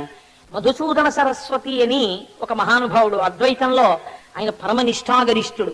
అటువంటి మధుసూదన సరస్వతి ఒకనకొకప్పుడు చిన్నతనంలో ఉండగా ఒక యోగి పురుషుడు వాళ్ళ గ్రామానికి వస్తే ఆ యోగి పురుషుడికి వెళ్ళి నమస్కరించారు. నమస్కరిస్తే ఆయన చూసి నీ ముఖంలో చాలా తేజస్సు కనపడుతోంది, నువ్వు చాలా సత్వగుణ సంపన్నుడవు, అంటే ఇంద్రియములను ఎలా వాడుకోవాలో చెప్తే నీకు అర్థం అవుతుంది, అందుకని నీకు నేను ఉపదేశం చేస్తున్నాను, నువ్వు కృష్ణ మంత్రాన్ని జపం చేయి, నీకు కృష్ణ సాక్షాత్కారం అవుతుందన్నాడు.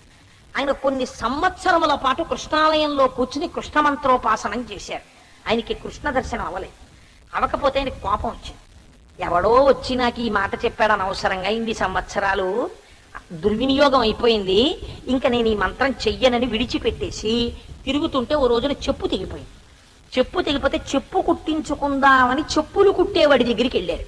వెళ్ళి చెప్పు అక్కడ పెట్టి కుట్టు అన్నాడు. కుడతానులేండి అని వాడు అక్కడ ఉన్న డబ్బా విప్పి తామలపాకులు తీసుకుని సున్నం రాసుకుని చిగుర్లు తెంపి అందులో వక్కపొడి వేసుకుని చక్కగా చుట్టుకుని నోట్లో వేసుకుని నవ్వులుతున్నాడు. మధుసూదన సరస్వతి కోపం వచ్చింది, నీకు బుద్ధిహీనుడా, చెప్పులు కుట్టు అంటే తమలపాకులు వేసుకుంటామే, చెప్పులు కుట్టాలని తెలియదా? చెప్పులు కుట్టి ఆయన నవ్వి అన్నాడు, ఇంత తొందరగా కోపం వచ్చేవాడివి కాబట్టి అన్నేళ్లు చేసిన కృష్ణ మంత్రం మధ్యలో వదిలేశావు అన్నాడు. ఇప్పుడు మధుసూదన సరస్వతి తెల్లబోయి, ఒరే నువ్వు చెప్పులు కుట్టేవాళ్ళే కనపడుతున్నావు కానీ నేను కృష్ణ మంత్రం చేసి వదిలేశానని నీకు ఎలా తెలిసిందిరా అన్నాడు. అంటే ఆయన అన్నాడు, అబ్బే ఏముందిలేండి, నాకో మహానుభావుడో మంత్రం ఇచ్చాడు, దాన్ని భూతవశ్య మంత్రం అంటారు. నేను 6 నెలలు చేశాను. చేస్తే నా ఎదురుగుండా నిలబడిన వారి మనసులో ఉన్నటువంటి విషయాల్ని నేను కనిపెట్టగలుగుతాను, నాకు ఆ శక్తి వచ్చిందన్నాడు. మరి నువ్వేనయ్యనరా, నీకు మంచి గురువు దొరికాడు, 6 నెలల్లో ఈ సిద్ధి వచ్చేసింది, నాకు కృష్ణ మంత్రం ఎన్ని ఏళ్ళు జపించినా కృష్ణుడి దర్శనం అవ్వాలా, ఒరే నాకు ఆ మంత్రం నేర్పరా, నేను ఆ భూతవశ్య మంత్రం నేర్చుకుని ఈ సిద్ధి పొందుతానన్నారు. దానికే ఉందండి పంతులు గారు చెప్తాను రండి అని వాడు ఆ మంత్రం చెప్పాడు. ఈయన వెళ్ళి 6 నెలలు కాదు 9 నెలలో 12 నెలలో చేశారు. ఆ మంత్రానికి అది ఫలించలేదు. ఓ కర్రట్టుకుని చెప్పులు కుట్టేవాడిని కొట్టడానికి వచ్చారు. ఎరా నాకు భూతవశ్య మంత్రం నేర్పుతానని ఏదో నేర్పావు, ఒక్క భూతం రాలేదు, నాకు వశపడలేదు, ఎందుకు నేర్పావు ఇది అన్నారు. అంటే ఆయన అన్నారు, ఏమండి మీ దగ్గర 6 నెలలు మీరు భూతవశ్య మంత్రం చెయ్యగానే మీకు వశపడదామని భూతాలు వచ్చి నించుందామని వచ్చాయి, కానీ మీరు కొన్ని సంవత్సరాలు చేసిన కృష్ణ మంత్రము యొక్క తేజస్సు కనపడితే భయపడి పారిపోతున్నాయి.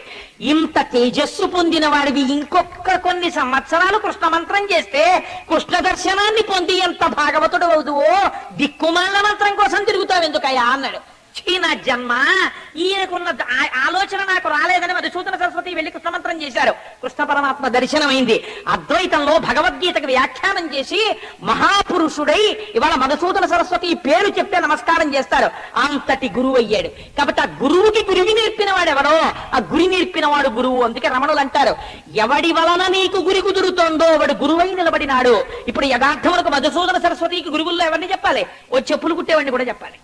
కాబట్టి ఏమైనది అంటే, ఒకానొక నాడు మీ మనస్సులో వచ్చేటటువంటి ఊగిసలాటని తొలగించి మీ అపజయములకు కారణమై మీ ఇంద్రియములను మీరు నిగ్రహించి మీ మనస్సుని మీరు నిలబెట్టలేని స్థితిలో గురువన్నవాడు మాత్రమే తన మాటల చేత మళ్ళీ మిమ్మల్ని భగవంతుని వైపు ఉన్ముఖం చేసి మళ్ళీ మిమ్మల్ని ఈశ్వర సాక్షాత్కారము వైపుకు నడిపించగలిగినటువంటి శక్తి సామర్థ్యములు కలిగినటువంటి అగ్నిహోత్ర సమానమైన వాక్కుల చేత భగవంతుని వైపుకు నడిపించగలడు.